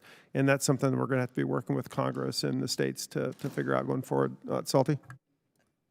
I think airborne launch is as close as we've come, I've seen, to demonstrating some sort of horizontal launch capability. And it does provide some agile flexibility for launches, but payloads are reduced at this point, and so we just haven't seen it be able to produce the kinds of efficiencies that both vertical launch and vertical reusable launch has achieved. Well, just because of where we are, I hope that the Quad Cities could be part of that discussion. Thank you so much, and I yield back. Gentleman's time has expired. The chair now recognizes the gentleman from Nebraska, General Bacon. Thank you. Thanks to all three of you for being here. General Saltzman, congratulations. I retired in 2014. Now I'm starting to think about a third career, so you got a lot of runway ahead of you. And I appreciate all three of you. My first question is to the Secretary. I wanted to verify some statements that were made in the Senate in the recent weeks. First, and by the way, these are very positive developments in my mind, that you said that the Air Force will be building towards 22 EA-37s. Is that correct? The EA-37Bs? Yes. Referring to, yes, we've expanded within this budget submission across the FIDEP, we've expanded the number of 37Bs, correct? This is an incredible milestone. I've been working this for a long time. I flew in the earlier versions for 11 years, but we're going to finally produce a capability that our warfighters say they need. And, you know, electronic warfare saves lives, makes it easier to penetrate air defenses. And so I just, I applaud the decision. I mean, when I came here, it was 6, and we had a hard time getting those numbers up. So this has been a 10-year project from our office, so I am thrilled. Thank you. Also wanted to verify that the Looking Glass mission is being moved back to the Air Force. Let me just, for those who aren't familiar with the Looking Glass mission, it's a nuclear command and control platform, airborne platform that provides survivability if the White House is hit, the Pentagon's hit, or STRATCOM, and it ensures that we can launch our ICBMs even if we get decapitated on the ground. I think it's a very important capability, especially as Russia and China rebuilds. But I just wanted to verify that this is coming back to the Air Force. Yes, Congressman, it is, and we are in the process of working with our partners at Stratton and other places to refine the requirements, really to get to something that's affordable and we can deliver fairly quickly. But yes, an important mission. Well, this is another huge milestone from my vantage point. I've been working this too for a decade in Congress. You know, when we have these airplanes on a 15-minute alert, we have weapons that can hit us in 15 minutes. So I felt like we needed to increase our capability here, our readiness to more quickly respond, and I think we're going the right direction. Russia and China must know that no matter what they do, we have our ability to launch 400 ICBMs and submarine missiles and really to use our deterrence capabilities. General Wilsbach, of the 10,200 sorties and over 13,500 strikes in Epic Fury, but how much of this was Air Force? And you talked a little bit about the Air Force accomplishments. Probably the real answer to that is classified, so maybe we can get together in a closed session. But we have flown a lot of sorties, and we've dropped a lot of munitions, and I'm very proud of the effort that the airmen have done. And this conflict has been somewhat different than others in that almost everybody involved were under fire the whole time, and they had to still continue to generate sorties, which they did heroically. We actually had to train, or we had to fight like we've been training for a long time, which under fire at our airfields. That's, remember doing that myself in training. How did the F-35 perform? It performed really well, and there's a lot of news on low aircraft availability rates, but the ones that we sent forward were running near standards as far as availability rate went. It was also extremely effective from the standpoint of hitting its target and surviving in some very high threat environments. Last question, I'd like to ask about the B-21. Recently, we've decided we're going to go from 100 to maybe 145. Just how important is the B-21 capability, in your view, for the future? Yeah, so as you know, as you stated, the program of record is 100 aircraft. There's been multiple opinions that we need more. I think we're probably going to need more. We're going to have to do a study and certainly work with STRATCOM and Air Force Global Strike to figure out what that number is. One of the things, though, that's important if we do decide to build more is Northrop's ability to build them at scale and pace. Okay. General Saltzman, the budget requests huge increases in manpower for the Space Force, which is good, but given the current training pipelines and base level infrastructure, how easily are you going to be able to assimilate the added manpower and the added capabilities? We've got good planning for FY27. Our Air Force partners have been great in terms of being able to take that on at both BMT and officer sessions. So I think we're good for FY27.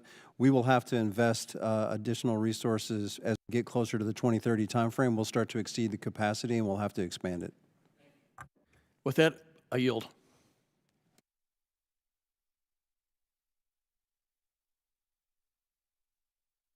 Thank you to our witnesses for being here today. General, we will miss you very much, and thank you for your faithful service to our country over all these years. I want to start with the budget, because that's what you're here to make the case for. A $338.8 billion budget. As you pointed out, it's a $92.5 billion increase from last year, so 38%. As I look at those numbers on this committee, when we talk about a $1.5 trillion defense budget, sometimes these numbers can become abstractions, but I think about this in very concrete terms. We're talking about a sum of money, the increase alone, bigger than the market value of some big companies in this country, bigger than the annual GDP of some of our NATO allies, and it certainly vastly exceeds the annual budget of most states in this great nation, including my home state of New Hampshire. Your increase alone would cover 10 years of the state of New Hampshire's budget, our public schools, our state police officers, roads and bridges. So this is no small request. So I want to ask you, Mr. Secretary, a question I asked you last year. Is the Air Force on track to pass a clean audit this year? The direction we were given, not this year, direction we were given was by 28, but we intend to do it by the end of 27.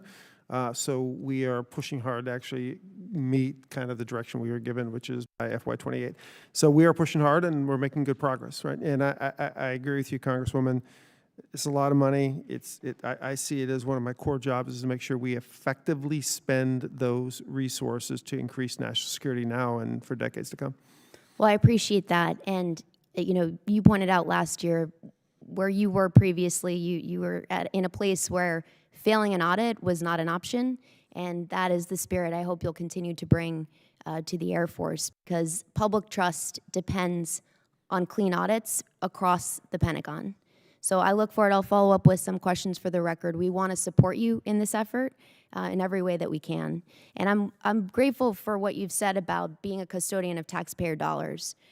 When I think about where we can crack down on waste, fraud, and abuse, I'm thinking a lot about the GAO weapons system annual assessment that I took a look at. When you look at lag times, delays, and cost overruns, the report from June of last year pointed to $49 billion in cost overruns, the vast majority of which, $36 billion, was attributed to the Sentinel program. And when I look at what we can do to keep our systems on track and our costs in alignment, the president issued an executive order earlier this year that goes to what I think is really the source of some of our trouble. Stock buybacks, dividend payouts, and exorbitant executive salaries in some of these big defense companies. So I want to ask you how the implementation of the president's executive order is going, and I want to know if you think this is something Congress should codify. There's bipartisan support for this, because at the end of the day, it makes no sense for our government to be forking over trillions of taxpayer dollars to big companies while their executives are receiving exorbitant pay. They are using this money to buy back their own company's stocks instead of investing in our warfighter and our national defense. So could you speak to the implementation of this executive order? I'll try to be quick, because I could talk about this for at least an hour. Well, I look forward to sitting down with you and talking to you about it. I think you're hitting on a lot of very important points. First off, absolutely, could Congress be helpful? Right to repair, data rights, any congressional, and we'd be happy to work on that. So I take it you support our Warrior Right to Repair Act?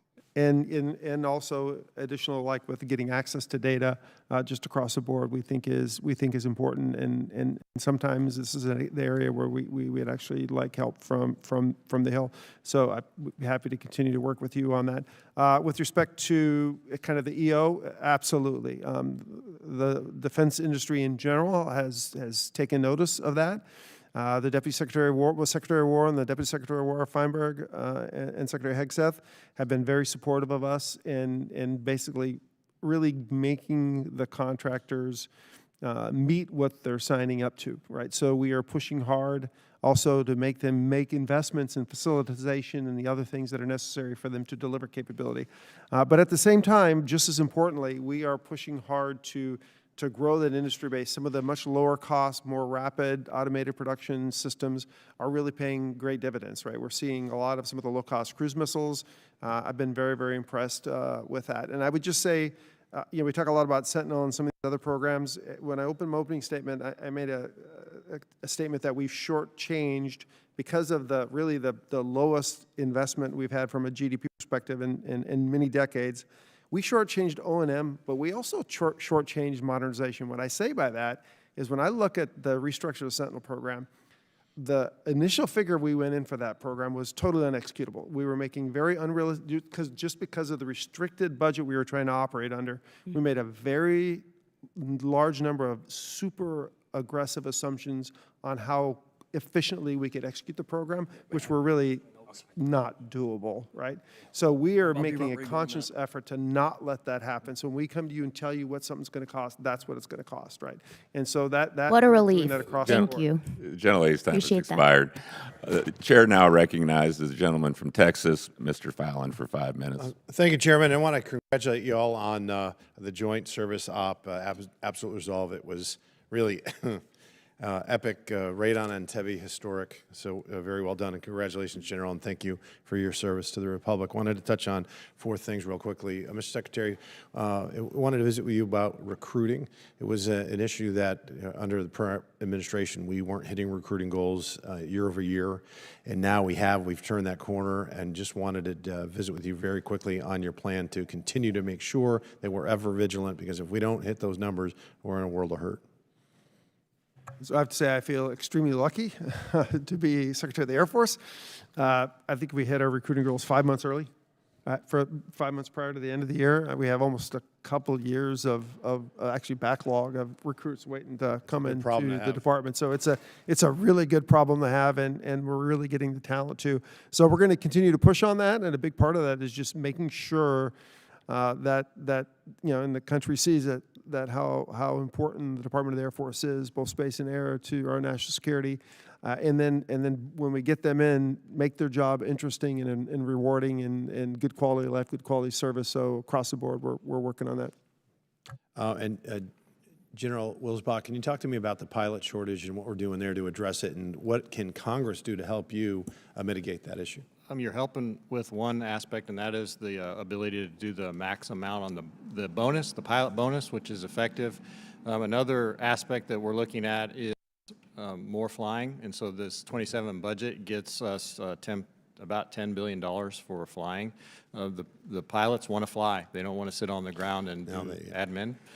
So more flying hours keeps them in. And then the last piece is quality of life things like ability to stay at their duty locations for longer periods of time versus moving every 2 or 3 years.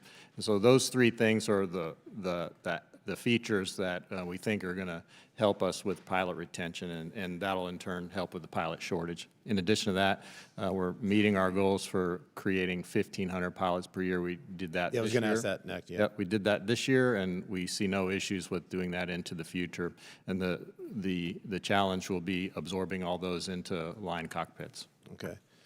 Congressman Jackson's not here, but NJEP, I was stationed at Shepherd, so that's in his district, and it used to be my state Senate district, so it's close and near and dear to my heart.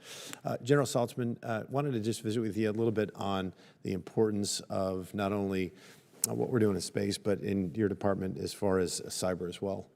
And talk about maybe if there's things that Congress can do, or hear your thoughts on recruiting not just military personnel to the cyber realm, but also civilians that may be really talented at what we need them to do, but may not quite conform to wearing a uniform, if you know what I mean. Well, thank you. Cyber is critical. In fact, it's indistinguishable from space operations. If you can't control the networks that distribute the data, you can't do the space missions. So we take it very seriously. In fact, in Ukraine, the Russians, their first attack was a ground attack, cyber attack against a Viasat network. So if you're vulnerable in the network, you're vulnerable on orbit as well. So we take it very seriously. We're doing a couple of things. One, enhancing the cyber training from a defensive network standpoint, making sure that we have sensors in all of our mission systems so that we can rapidly see if there's any problems or any kind of activities on our mission systems.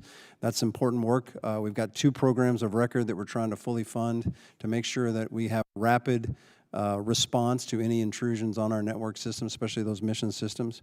But we're also trying to gain access to the kind of expertise in the civilian world that you mentioned by giving constructive credit.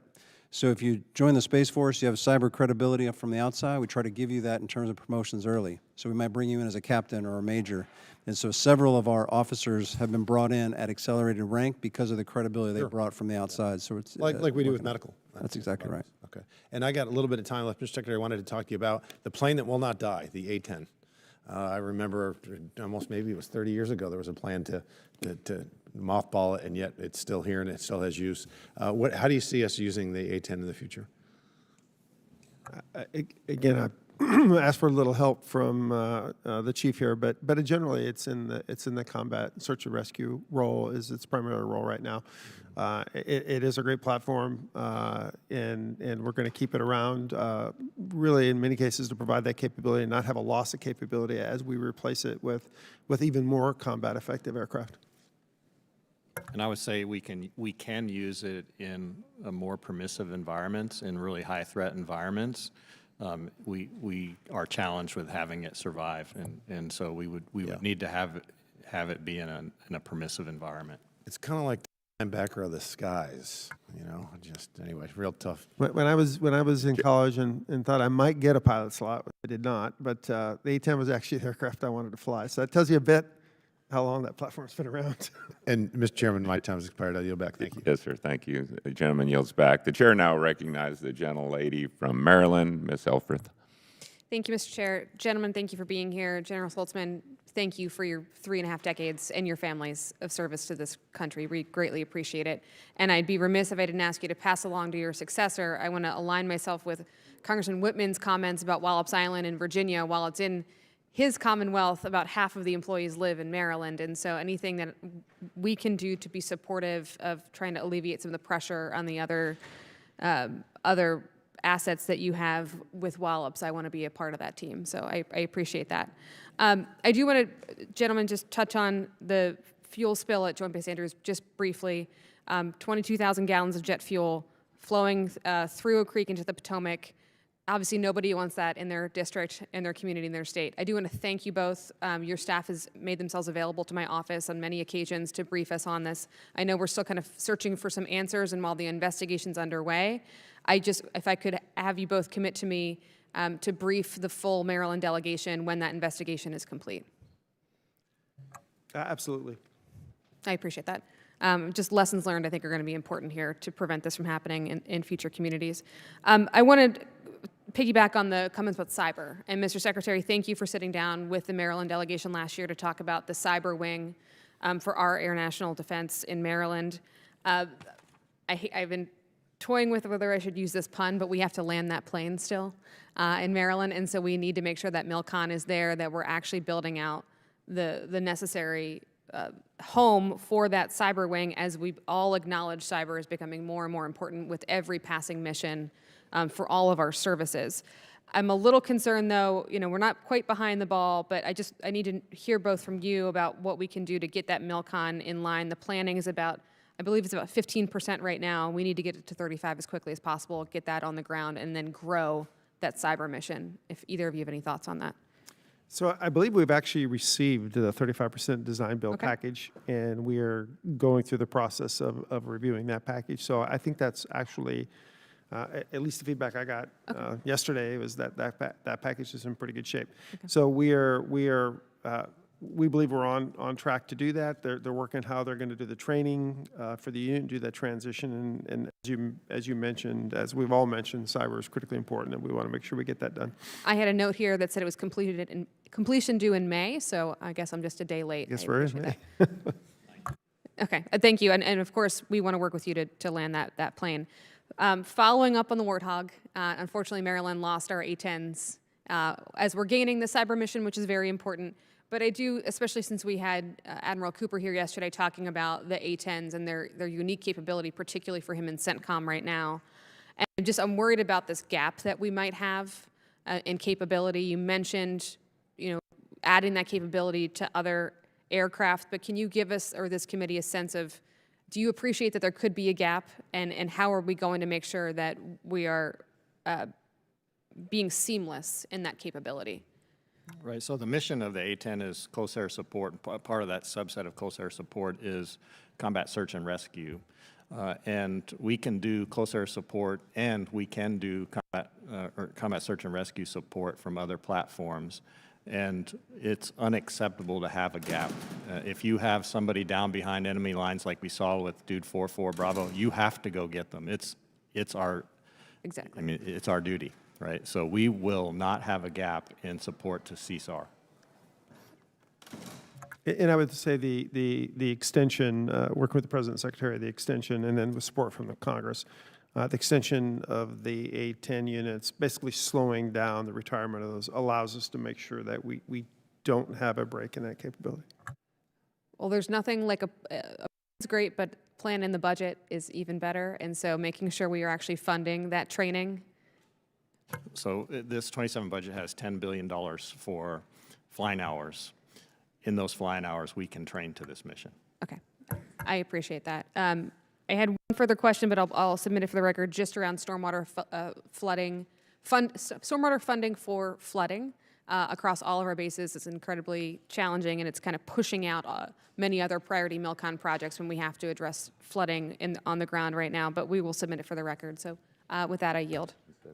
Gentlelady yields. Chair now recognizes the gentleman from Minnesota, Mr. Finstad. Thank you, Mr. Chair. Thank you to our great leaders here today. General Saltzman, thank you for having us at your retirement party. It's great to be here. Thank you for your service. Really appreciate the opportunity to get to know you and to learn from you and to really see your leadership in action. So congratulations on a great career. Minnesota is home to some of our nation's most dedicated and effective guardsmen and women. The 148th Fighter Wing is consistently one of the top performing wings in the Air Guard, and it's consistently and constantly called upon to support overseas missions. Unfortunately, the Guard is sometimes overlooked by the DOW, despite their involvement in every major conflict, and more recently, Operations Midnight Hammer, Absolute Resolve, and Epic Fury. Excuse me. Secretary Meink, I want to thank you for finalizing the OP 1617 basing criteria and for putting such an emphasis on unit performance and airspace. I think it is common sense that our best equipment is most utilized when put in the hands of our top soldiers. Airspace plays such a crucial role in training and evaluating units. These developments are greatly appreciated. So with that, I believe it's important, an important consideration is strategic location of our fighter wings, although it's not mentioned in the criteria. So Secretary Meink, when developing these criteria, did you or your staff have any discussions about the importance of aerospace control alert detachments, particularly in the northern tier? Yeah, and there was a discussion, and I'm going to go back and take an even closer look to make sure that we've captured what kind of, I think you're pulling out a little bit here. But under strategic alignments, units pulling that type of alert actually can get points during the scoring. I think it's also important that as we go through the scoring, the wing commander and the adjutant general have an opportunity to look at how we're doing that to make sure that we're doing it right. So I think we've captured that, but I will go back and make sure that we didn't miss them. I appreciate that. In the criteria for the Op 1617, the specific details for several capacity categories, such as munition storage, weapon space, they're not clearly defined, and this makes it difficult to understand how inclusive the CAT codes will be. Do you have the details for those CAT codes readily available? And if not, would you be willing to commit to transmitting them to my office? I can commit to providing that information, but again, I believe that in my review yesterday that all those things are actually captured within the criteria, but I'll make sure. Yeah, and I appreciate that. I do realize this is hot off the press information, but the 148th and the folks in Minnesota are obviously very aware and in tune with what's going on here, and I want to be as helpful as I can be to my constituents. And again, I will go take a look, but the things that you mentioned are pretty much core things we look at. So I just want to make sure that I understand how they're being captured, but I'm pretty confident they are. Yeah, just for, just to get this in your mind, the 148th Minnesota, just keep saying that to yourself. We really value the men and women that are in the 148th and what they bring not only to the state of Minnesota, but to our defense space nationwide, worldwide, and really honored to represent those folks. And so I appreciate your service, appreciate this hearing today, and with that, I yield back, Mr. Chair. Gentleman yields back. Chair, and I recognize the gentleman from Virginia, Mr. Vindman. Thank you, Chairman. I want to also thank you, General Saltzman, for your decades of honorable service to this country, and I appreciated meeting you last year, and you lead an amazing and really a portion of the military that is absolutely indispensable in modern warfare, and I'm proud of the work that the Space Force does and the Delta that's stationed at Dahlgren Naval Base. So thank you for that. Secretary Meink, thank you for your response to the bipartisan letter that Rep. Turner and I sent to you regarding the Ukrainian F-16 program. I want to give you an opportunity in this open setting to update the committee on where things stand, and can you speak to how the SAF-IA is functioning as a single point of contact and whether that designation has improved coordination with DSCA, state, and European partners? My understanding is it has improved and that those discussions are going well. It's obviously there's still work to be done, but I think the coordination is good. Okay. So our letter flagged specific munitions shortfalls affecting F-16's operational impact. And without getting into sensitive details, can you speak generally to whether deliveries are moving in the right direction, either from the United States or from NATO partners, and what role this budget plays in sustaining that momentum? Yeah, so I can't probably dive into the sensitive details here, but what I would say is that we've leaned a way forward in supporting the Deputy Secretary of War and with it to all the requests that we're getting out of Ukraine. Chief, do you have any additional? No, I mean, it's a balancing act, our priorities, because not only are we helping Ukraine, but our other allies in the Middle East as well are getting munitions, so we're balancing all those requests from our partners. Thank you for that. Sounds like there is movement in the right direction. So I want to turn my attention now, General Wilsbach, to the flying hours program. And so the FY27 budget is a $1.8 billion increase to that program. Is that accurate? Yes. And that program sustains 1.1 million flying hours? Correct. Across critical missions as 300,000 hours for training platforms like the T-7, 230,000 almost for combat Air Force platforms like F-22 and F-35, and then 306,000 for the global mobility. Is that accurate? I'd have to go back and look exactly at those. They're in the ballpark. Okay, I think those are generally accurate. I mean, 1.8 billion is a lot of money, and the reason why that amount struck me is because the president sued his own government and then directed his attorney general to settle the lawsuit for that exact amount of money. And I've been getting phone calls actually for the last day or so, dozens of phone calls about this Friends and Family Slush Fund. And General, I fear that given that we have a finite amount of money in our budget, that we may not be able to provide the hundreds of thousands of hours, flying hours for readiness, because they're going to a slush fund.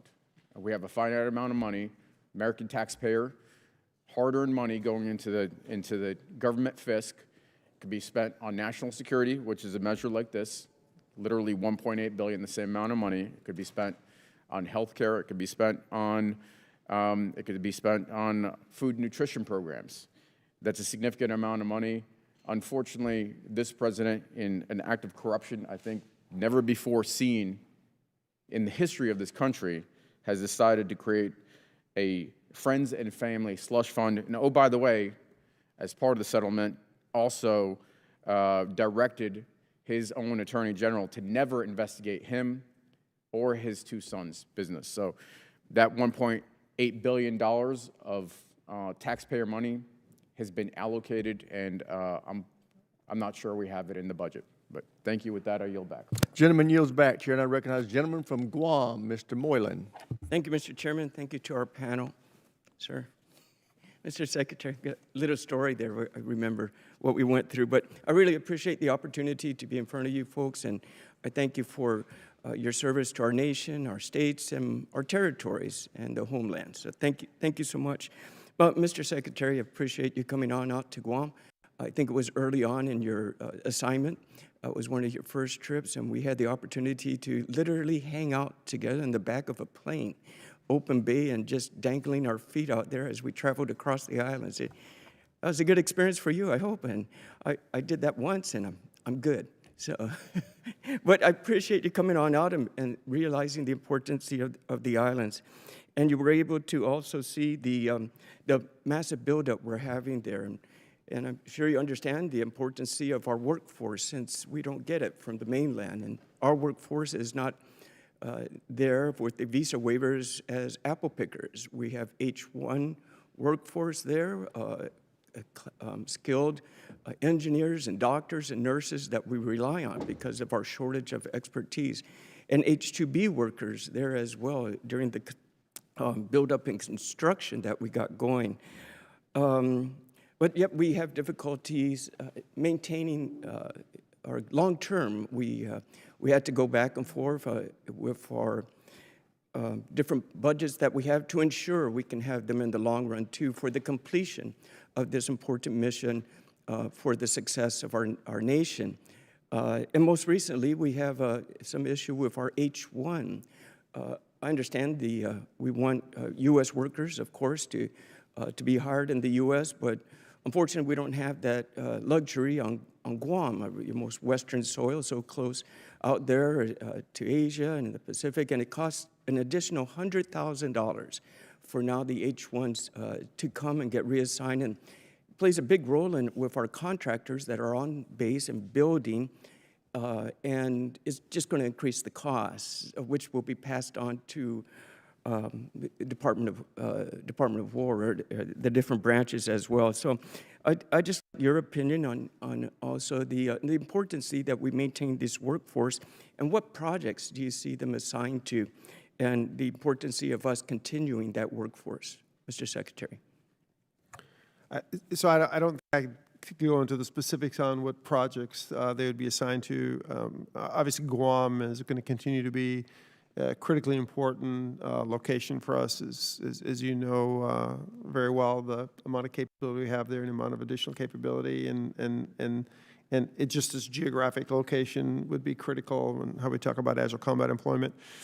So we are willing to, I'm willing to work with you however we can help on the workforce and what other innovative things we can do from a military construction and FSRM out there. So really appreciate your support and be happy to work with you on that. Right?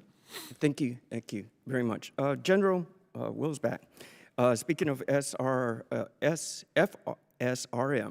and MILCON, in the FY27 budget, there's that increase, of course, and looking at Anderson Air Force Base for Guam, the strategic location, the importance, the most western soil. How much of that increased funding do you see going to Anderson Air Force Base, and what projects could you highlight for us? I'll have to get first of all, half a day. But I'll have to get you the details for Anderson specific. In general, what I would like to see at Anderson is things that help us to improve the readiness of the island and also of our base there at Anderson. Thank you. Final question, General Saltzman. I remember the first day I saw you, I said, this guy is sharp, man. And still, this day, you're still very sharp. I appreciate your service, sir. Also, the other day we heard from CENTRICOM, and they said how important it was for Space Force to be part of that. And I'm hoping that Indo-PACOM, that's the same importance that we have there.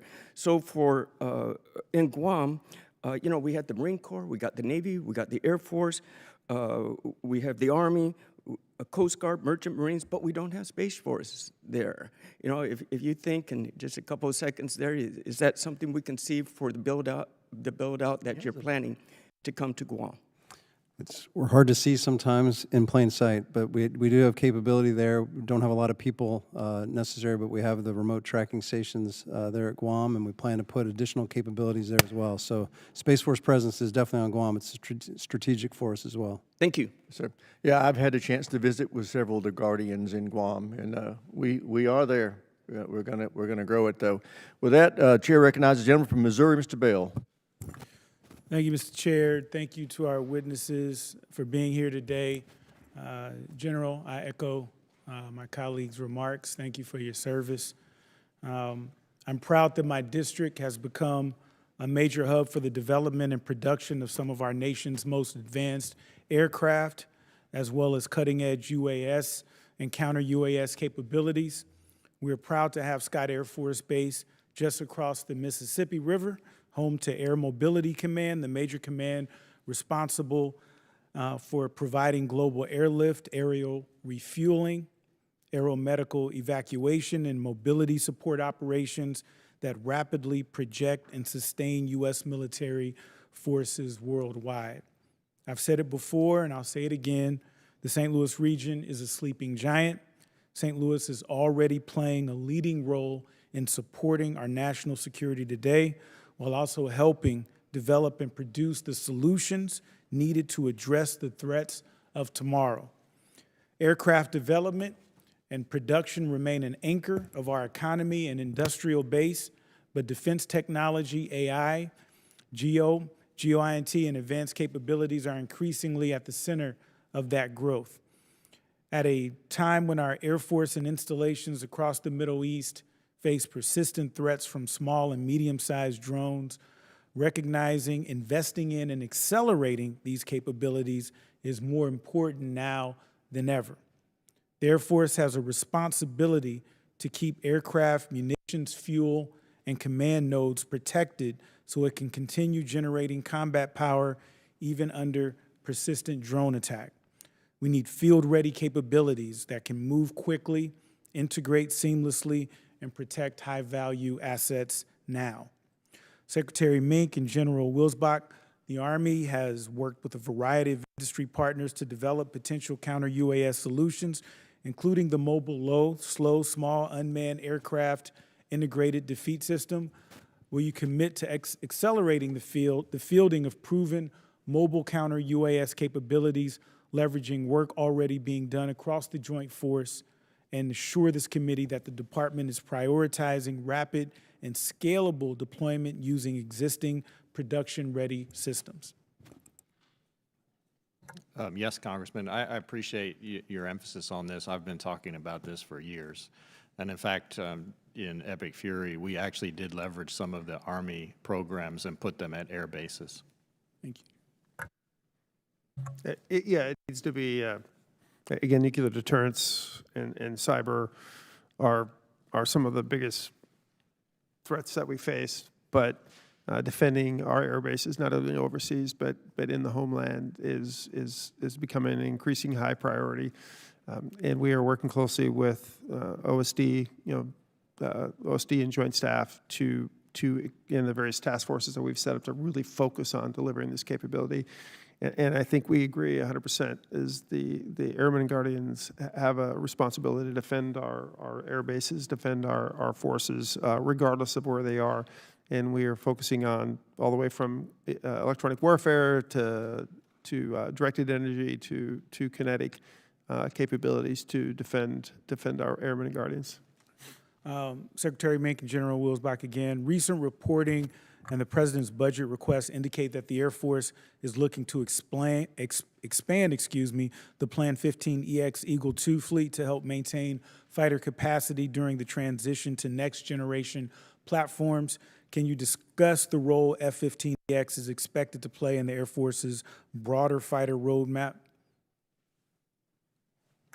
Yes, Congressman. The F-15EX will be an air superiority fighter, and it's actually not necessarily a bridge to something else. It's to fill in a gap. Most of our 5th and 6th gen, or all of our 5th gen and 6th gen aircraft carry their weapons internally, which negates the ability to carry really big weapons, and that's what the F-15 does.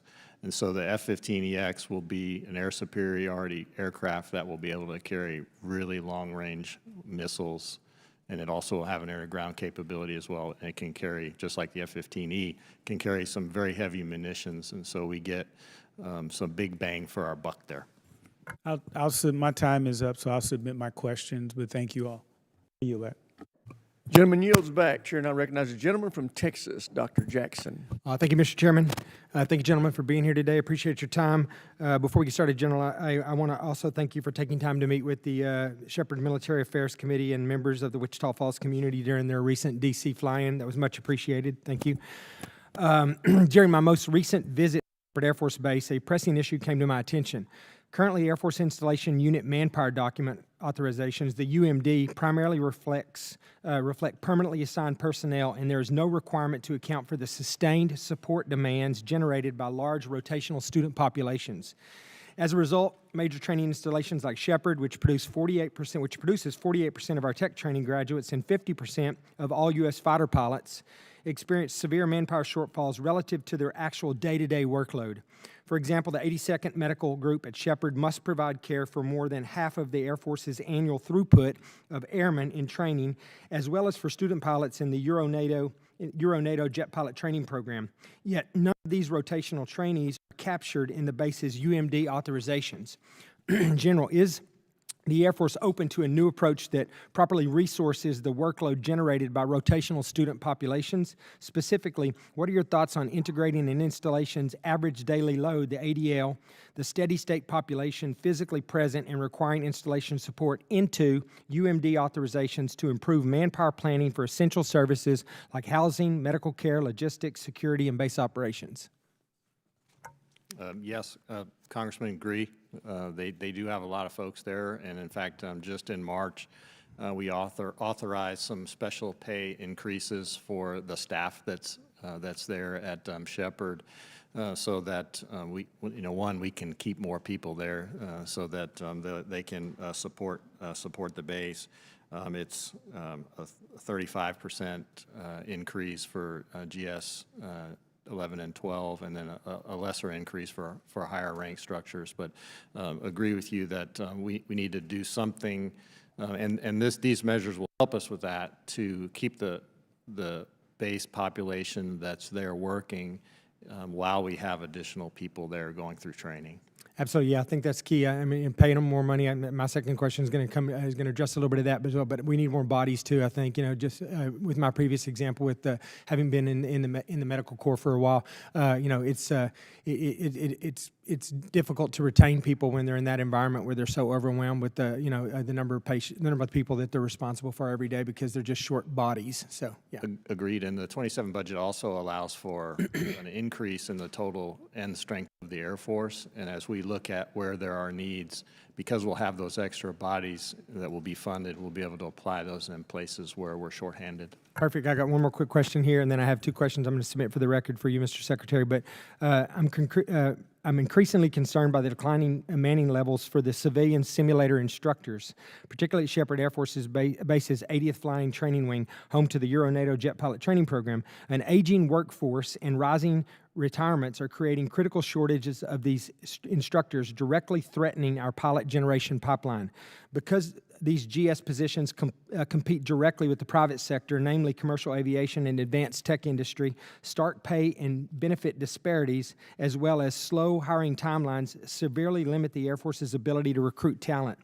Left unaddressed, this shortage will force reductions in class loading, worsening the Air Force's broader pilot shortfall. Mr. Secretary, are you and your team aware of this growing challenge, and how can the Air Force, whether through direct hire authority, expanded use of special salary rates, recruitment incentives, retention allowances, or other targeted hiring flexibilities, mitigate this issue and help ensure consistent instructor manning at critical training installations like Shepherd? Yeah, thanks, Congressman. I think I'd point at 2 things. The first is we're actually delegating civilian hiring authority down to the center level or below in some cases to actually accelerate across the board hiring and make that easier and faster so that when people do apply, they're not sitting around forever waiting to get picked up. And then secondly, as General Wilsbach mentioned, we are looking at incentive bonuses or incentive pay across the ranks to bring people on and keep them. Yes, sir. I think that's going to be key, and I'm willing to help in any way I can in making that happen. I'll have 2 questions I'm going to submit for the record. One is related to the MH-139 and the plan to put H-60s into a program here to shuttle folks around in the NCR. And the last question will involve the T-7, but I don't have time to ask these questions, so I'll submit these for the record. I yield back, Mr. Chair. Gentleman yields back. Chair recognizes the gentleman from Colorado, Mr. Crow. Thank you, Chairman. Thank you to all of you for joining today. Appreciate your service and your testimony. A special thank you to General Saltzman for your long and honorable and incredible career in service to the country.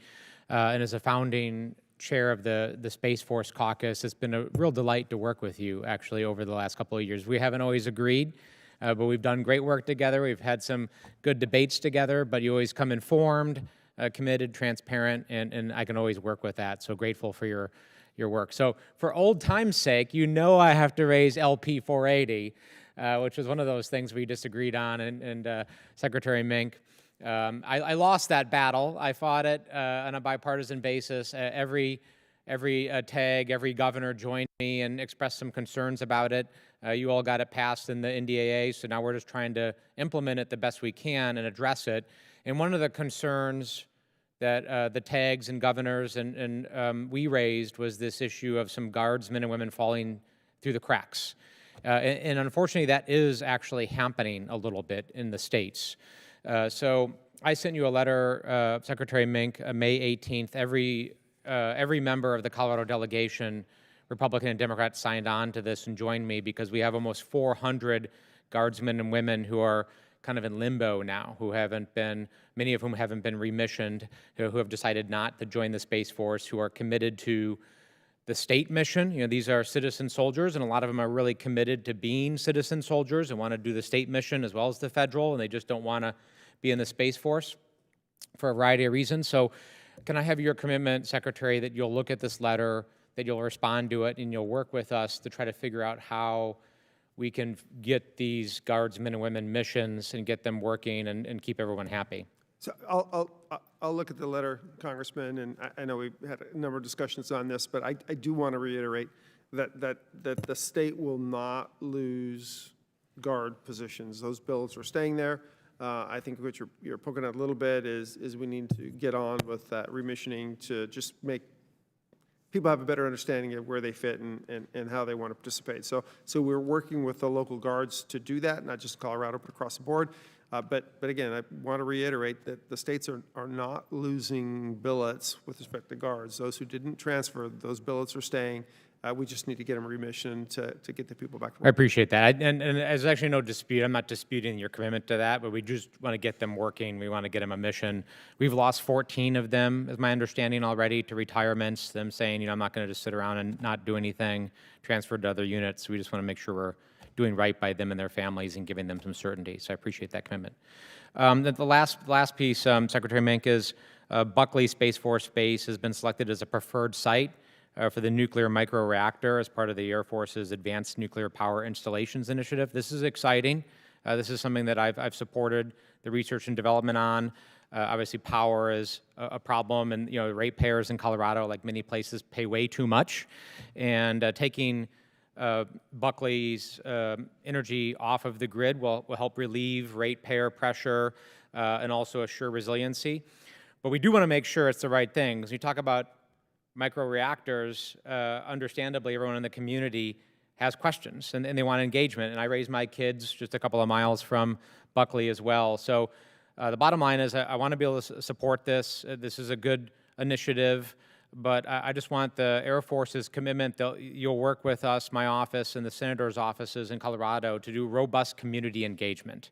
I think this is key, is making sure we're meeting with the local counties, the cities, city councilors, the neighborhood associations to put information out there, answer people's questions, and just do really robust engagement on the front end so that uncertainty and any anxiety about this is addressed. Absolutely willing to work with you on that and the communication plans. I'm a big supporter. I believe in many ways that's the future. I was actually out in California last weekend and spent a few hours with the contractor that's delivering that reactor, Radiant. It's about as safe as power source as you can come up with. It's just amazing the levels of safety they have just inherent within that approach. I'd put it outside my house. Great. No problem. I understand that it's small enough you can hug it, although that's not recommended. It's not quite that small. Okay. But actually, you could hug it. It would be totally recommended. Okay, all right. It's basically inert for all practical purposes from the outside. Okay, well, we look forward to working with you. I yield back. Great. And I'm a big proponent of it as well. It is the future, and we got to get on with it. I'm thrilled to hear Buckley's one of the places that's going to be part of that pilot program. Gentleman from Virginia is recognized. Thank you, Mr. Chairman. Thank you to our witnesses for being here. And General Saltzman, thank you for your incredible service. I've only known about the Space Force since I've been in about 17 months, and you've been the face of it.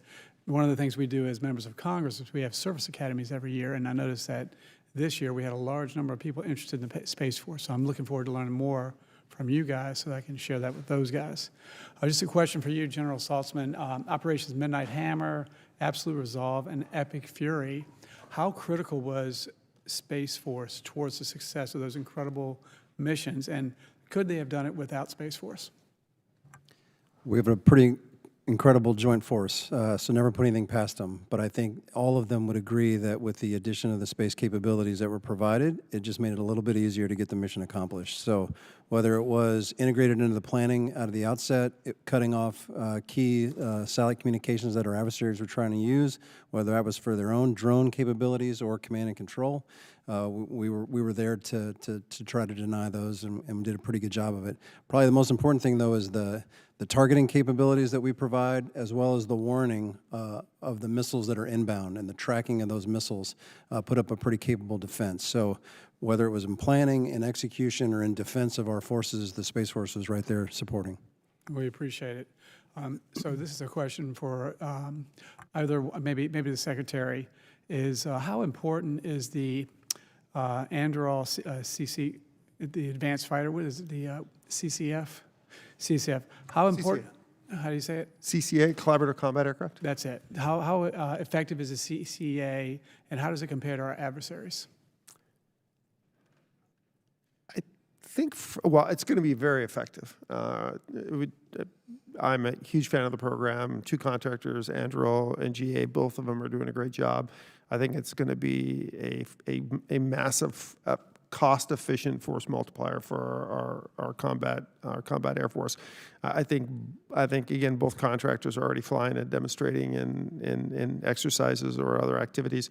With respect to our adversaries, I don't know, probably can't go into the details, but I don't know of anything that is approaching what we're doing. But maybe have General Wilsbach add a few comments about it. No, he's exactly right. We see some evidence that they're pursuing what we've already got flying, but they're years behind us. And you've only had a few questions this week about the A-10, but talking to operators from all branches, they just say that 100% of every operator says it's the best thing that we could have when you need help on the ground with close air support, especially combat search and rescue. Do we have any other aircraft currently that can match the capabilities of the A-10 Warthog? Well, match is probably in the eye of the beholder. We have other aircraft that are capable of doing close air support and certainly can support combat search and rescue. Well, I'm glad you guys decided to keep that going until 2030. Until we see something that's capable, I'd like to see it go further. Is finding spare parts, getting spare parts going to be a challenge over the next couple of years?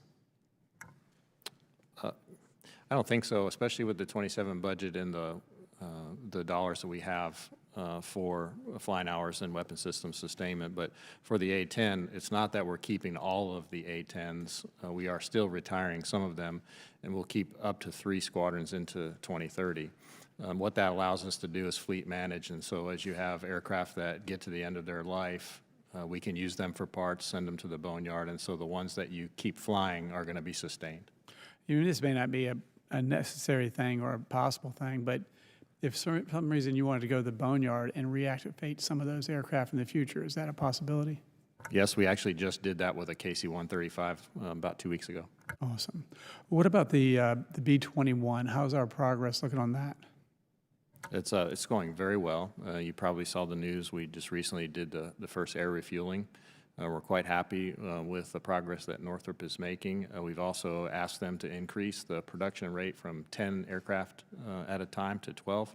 So they're in the process of getting to that. So we're quite pleased with it. What's the status of the F-15? I think you call it EX, the newest version? Correct.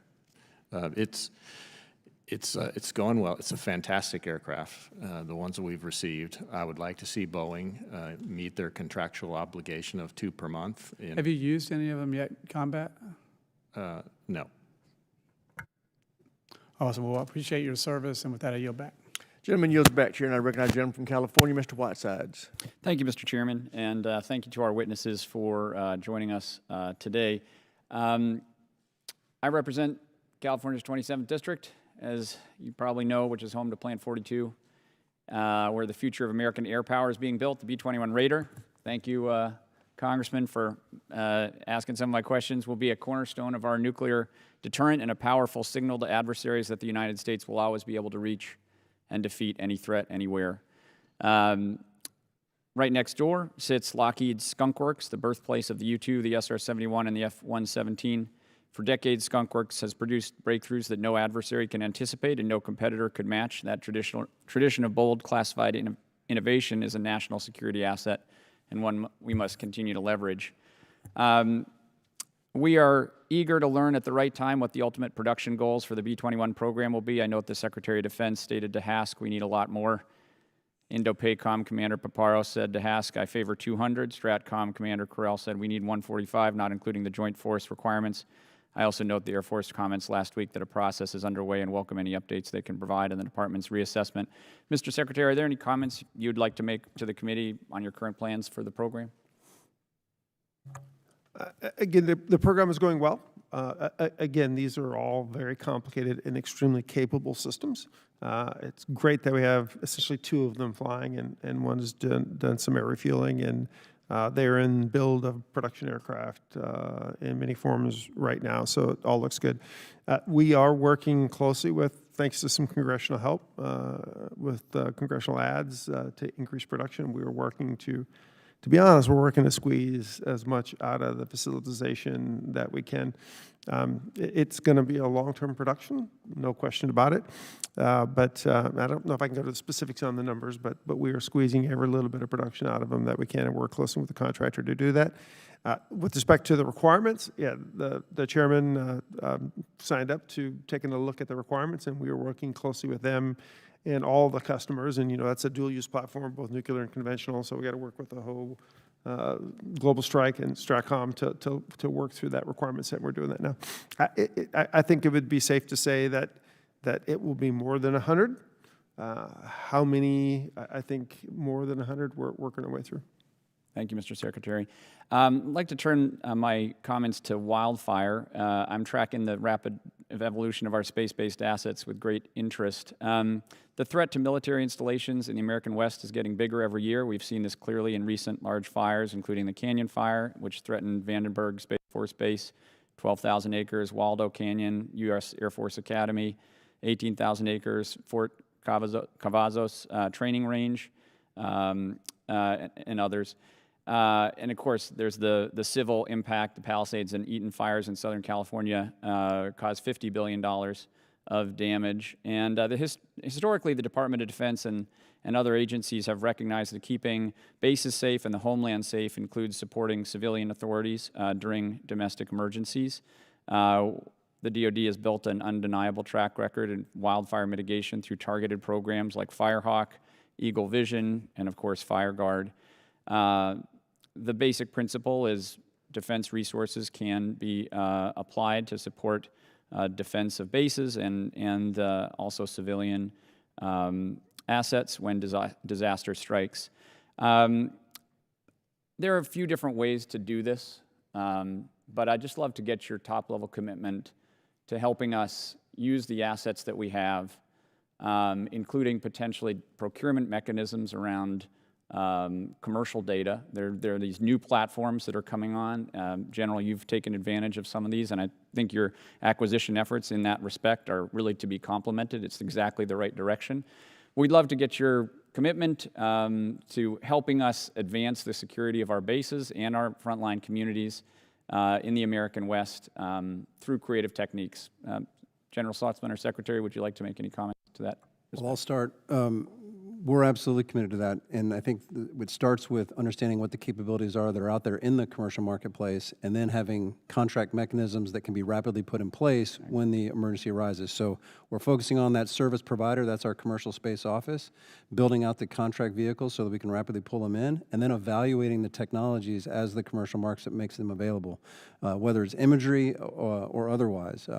But our Vandenberg Fire Department has spent a lot of time on the road fighting fires, and I think they've been great partners of the community.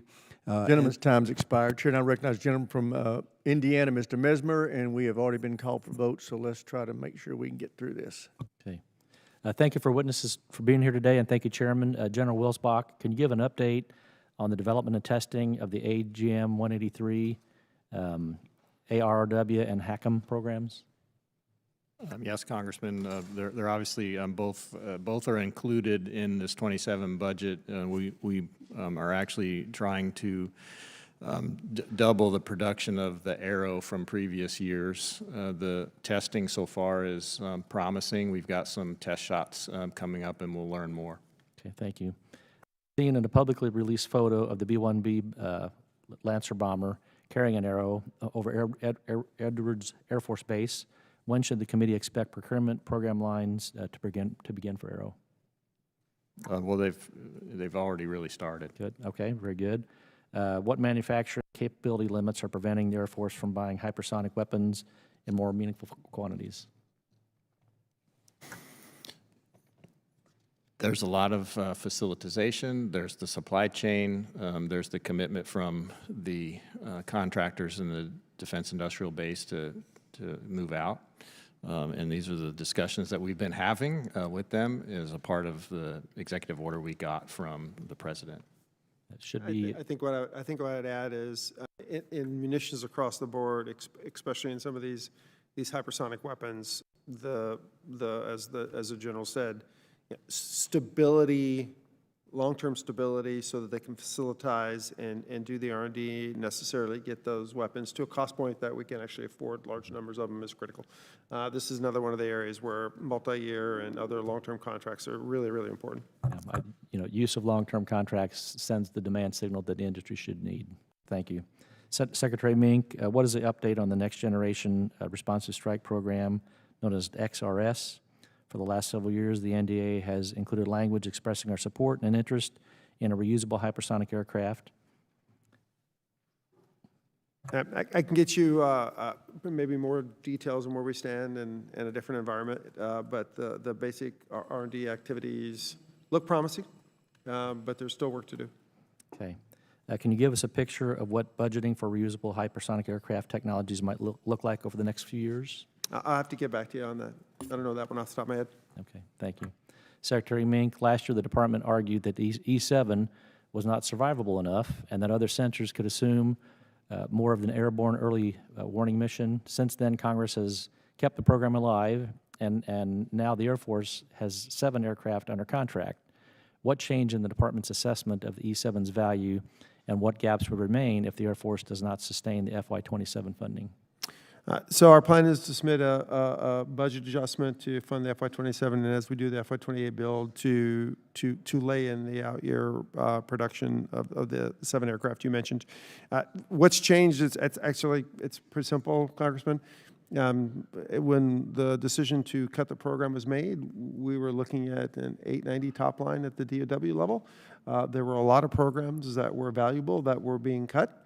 That was one of them. We knew we needed the space-based AMTI for a whole host of reasons we could talk about quite a while on, but the bottom line is at the 890 point, we could not afford it, and a lot of important programs were being cut. Now that we have more budget flexibility, we're working with you and up through the executive branch to get it back in the budget. Excellent. Secretary Meink, if the department supports Golden Dome and a more resilient sensing architecture, should Congress think about the E-7 as part of that layered architecture rather than a standalone aircraft?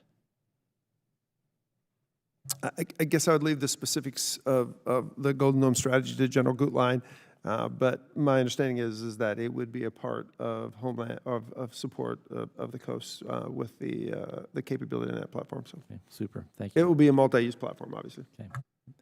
Secretary Meink, districts like Indiana's 8th District have deep radar, electronic warfare, and electromagnetic spectrum expertise through NWSC Crane and local industry. As I understand, the Air Force is buying 737 green aircraft from Boeing and then doing the retrofitting of those airframes in the UK. As the Air Force expands the program, would it not benefit from leveraging our domestic industrial base and do that work in the U.S.? I think there's some work going on in the UK. Part of the installation is going on in the UK, and part of it is going on here. It's one of those joint programs, right? Okay, I yield back. Thank you. Chair now recognizes the gentleman from North Carolina, Mr. Harrigan. Thank you, Chairman. And gentlemen, great to see you before Congress again. I'm going to keep this short because we all got to get to votes. It's been said that the next great terror attack on our homeland will be like 9/11 without martyrs. The without martyrs part referring to low-cost, highly autonomous drone aircraft. We all know that this is a great threat. Both General Wilsbach in the Air Force and General Saltzman at the Space Force have been working hard to counter this threat. Can you talk about some of the work that you all have done to counter this threat? And can you qualify how much more work we still have yet to do to protect our homeland against this threat? So since Epic Fury started, we've really rushed capability to the Middle East. And as I mentioned earlier, we had some Army systems that we installed in some of our bases to protect those air bases. But even domestically, we've also rushed several systems out to key bases with high priority weapons that are stored there so that those bases are covered as well. And this includes domain awareness, additional non-kinetic, some also directed energy in some places as well. We have a lot more work to do because so far we've only covered down on a few of our bases, and frankly, we need to cover them all. And very quickly, obviously, the smaller the threat, the harder it is to see from space. But we focused on putting the data network in place at scale around the globe so we can rapidly move, once something's detected, rapidly move the data, the track to the decision maker where an effector can take advantage of it. So we try to play our part even if we can't detect it fully from space with that size. And last point of clarification, how is the coordination between the Department of War and other government agencies that are tasked with dealing with this threat? Where's it working? Where's it lacking? We actually just had a one-week conference, and we actually brought the entire, interagency together. So we had, multiple agencies together trying to solve this problem. So I feel like the coordination is really good. Mr. Chairman, I yield back. Chair recognizes the gentleman from Wisconsin, Mr. Van Orden. Thank you, Mr. Chairman. As a lifetime Navy man, Mr. Secretary, I'm going to just ask for the love of all that is holy, do not give the Army nuclear weapons. Just don't. Thank you, dear Lord. I'm very proud to represent the 126th Combat Weather Flight and the 128th Air Control Squadron at Volk Field, and the guys that live over in Madison fly their F-35s there. It's a fantastic facility. Can you tell me what percentage of our deployed forces at any given time are reservists and National Guardsmen and women? I think I'm going to have to call on a friend for that. Do you know that number off the top of your head? I don't, but it's increasingly more. Yeah. Back when you were serving, a much higher preponderance of the force was active duty, and as we've gone forward in time, more and more are Guard and Reserve, and frankly, Congressman, we can't tell the difference between Guard and Reserve and active duty, which is fantastic, and they are allowing us to do missions all over the world, specifically in Epic Fury right now. There's a higher percentage than probably in recent past of Guard and the Reserves. Well, great. General, unfortunately, oftentimes we can tell the difference between the two when it comes to the budget and when it comes to equipment. This is more so an issue with rotary wing in the Army, but I just want to make sure that our National Guardsmen and women and our reservists have the most up-to-date equipment to train so that when they do forward deploy, that they are mission capable immediately. And I really respect their service because they do something that we don't do. They got a day job, and then all of a sudden they got to leave their home, and it's really, it can be very disconcerting for them. I would, in the future, like to see your senior enlisted leaders with you. I noticed that they're not here. It would be good to have them around, just so we can, slap hands and whatnot. I want to talk about the A-10. So the F-35, what is the unit cost for an F-35? $80 to $110 million. What's the unit cost for an A-10? Adjusted for inflation. I know we haven't built them since the 80s. I'd have to go do the math, but it's considerably less than an F-35. And what's the flight hour cost for an F-35? Up to $40,000? It's probably not quite that high, but it could be. But the A-10 is certainly less. Okay. At loiter time for the F-35? Depending on basing? Obviously, but it's shorter than the A-10. Okay. So having been on the ground as a United States Navy SEAL in combat, loiter time matters. We can work with the cost. The budget's there, but we have to have the ability to have somebody sitting around with a GAU 8 with 1,200 rounds, vice a GAU 22 Alpha on an F-35 with 200 rounds, which has had issues with accuracy. So we cannot have a gap. I know that you're working towards that. And I'm no longer an operator. It's obvious I'm fat as a house and got a white beard now. But all of my friends are still, and our children are at this point. So we cannot have a gap in close air support, a close air support platform that will be able to kill the enemy that is in that hallway, vice dropping something from an F-35. And I know you care about the men and women in the military. I know you do too, General. So let's just make sure that does not happen. And for the sake of brevity, I will say congratulations on your retirement. This is not Turkey, so you probably won't be going to prison, and that's a great thing. So God bless you and the folks that you watch off after. Gentleman yields back. I want to thank the panelists. You did a great job, and I will tell you, you got a lot of love today from this committee. That doesn't happen with all the services, so way to go. Thank you. You've been very helpful. We're adjourned.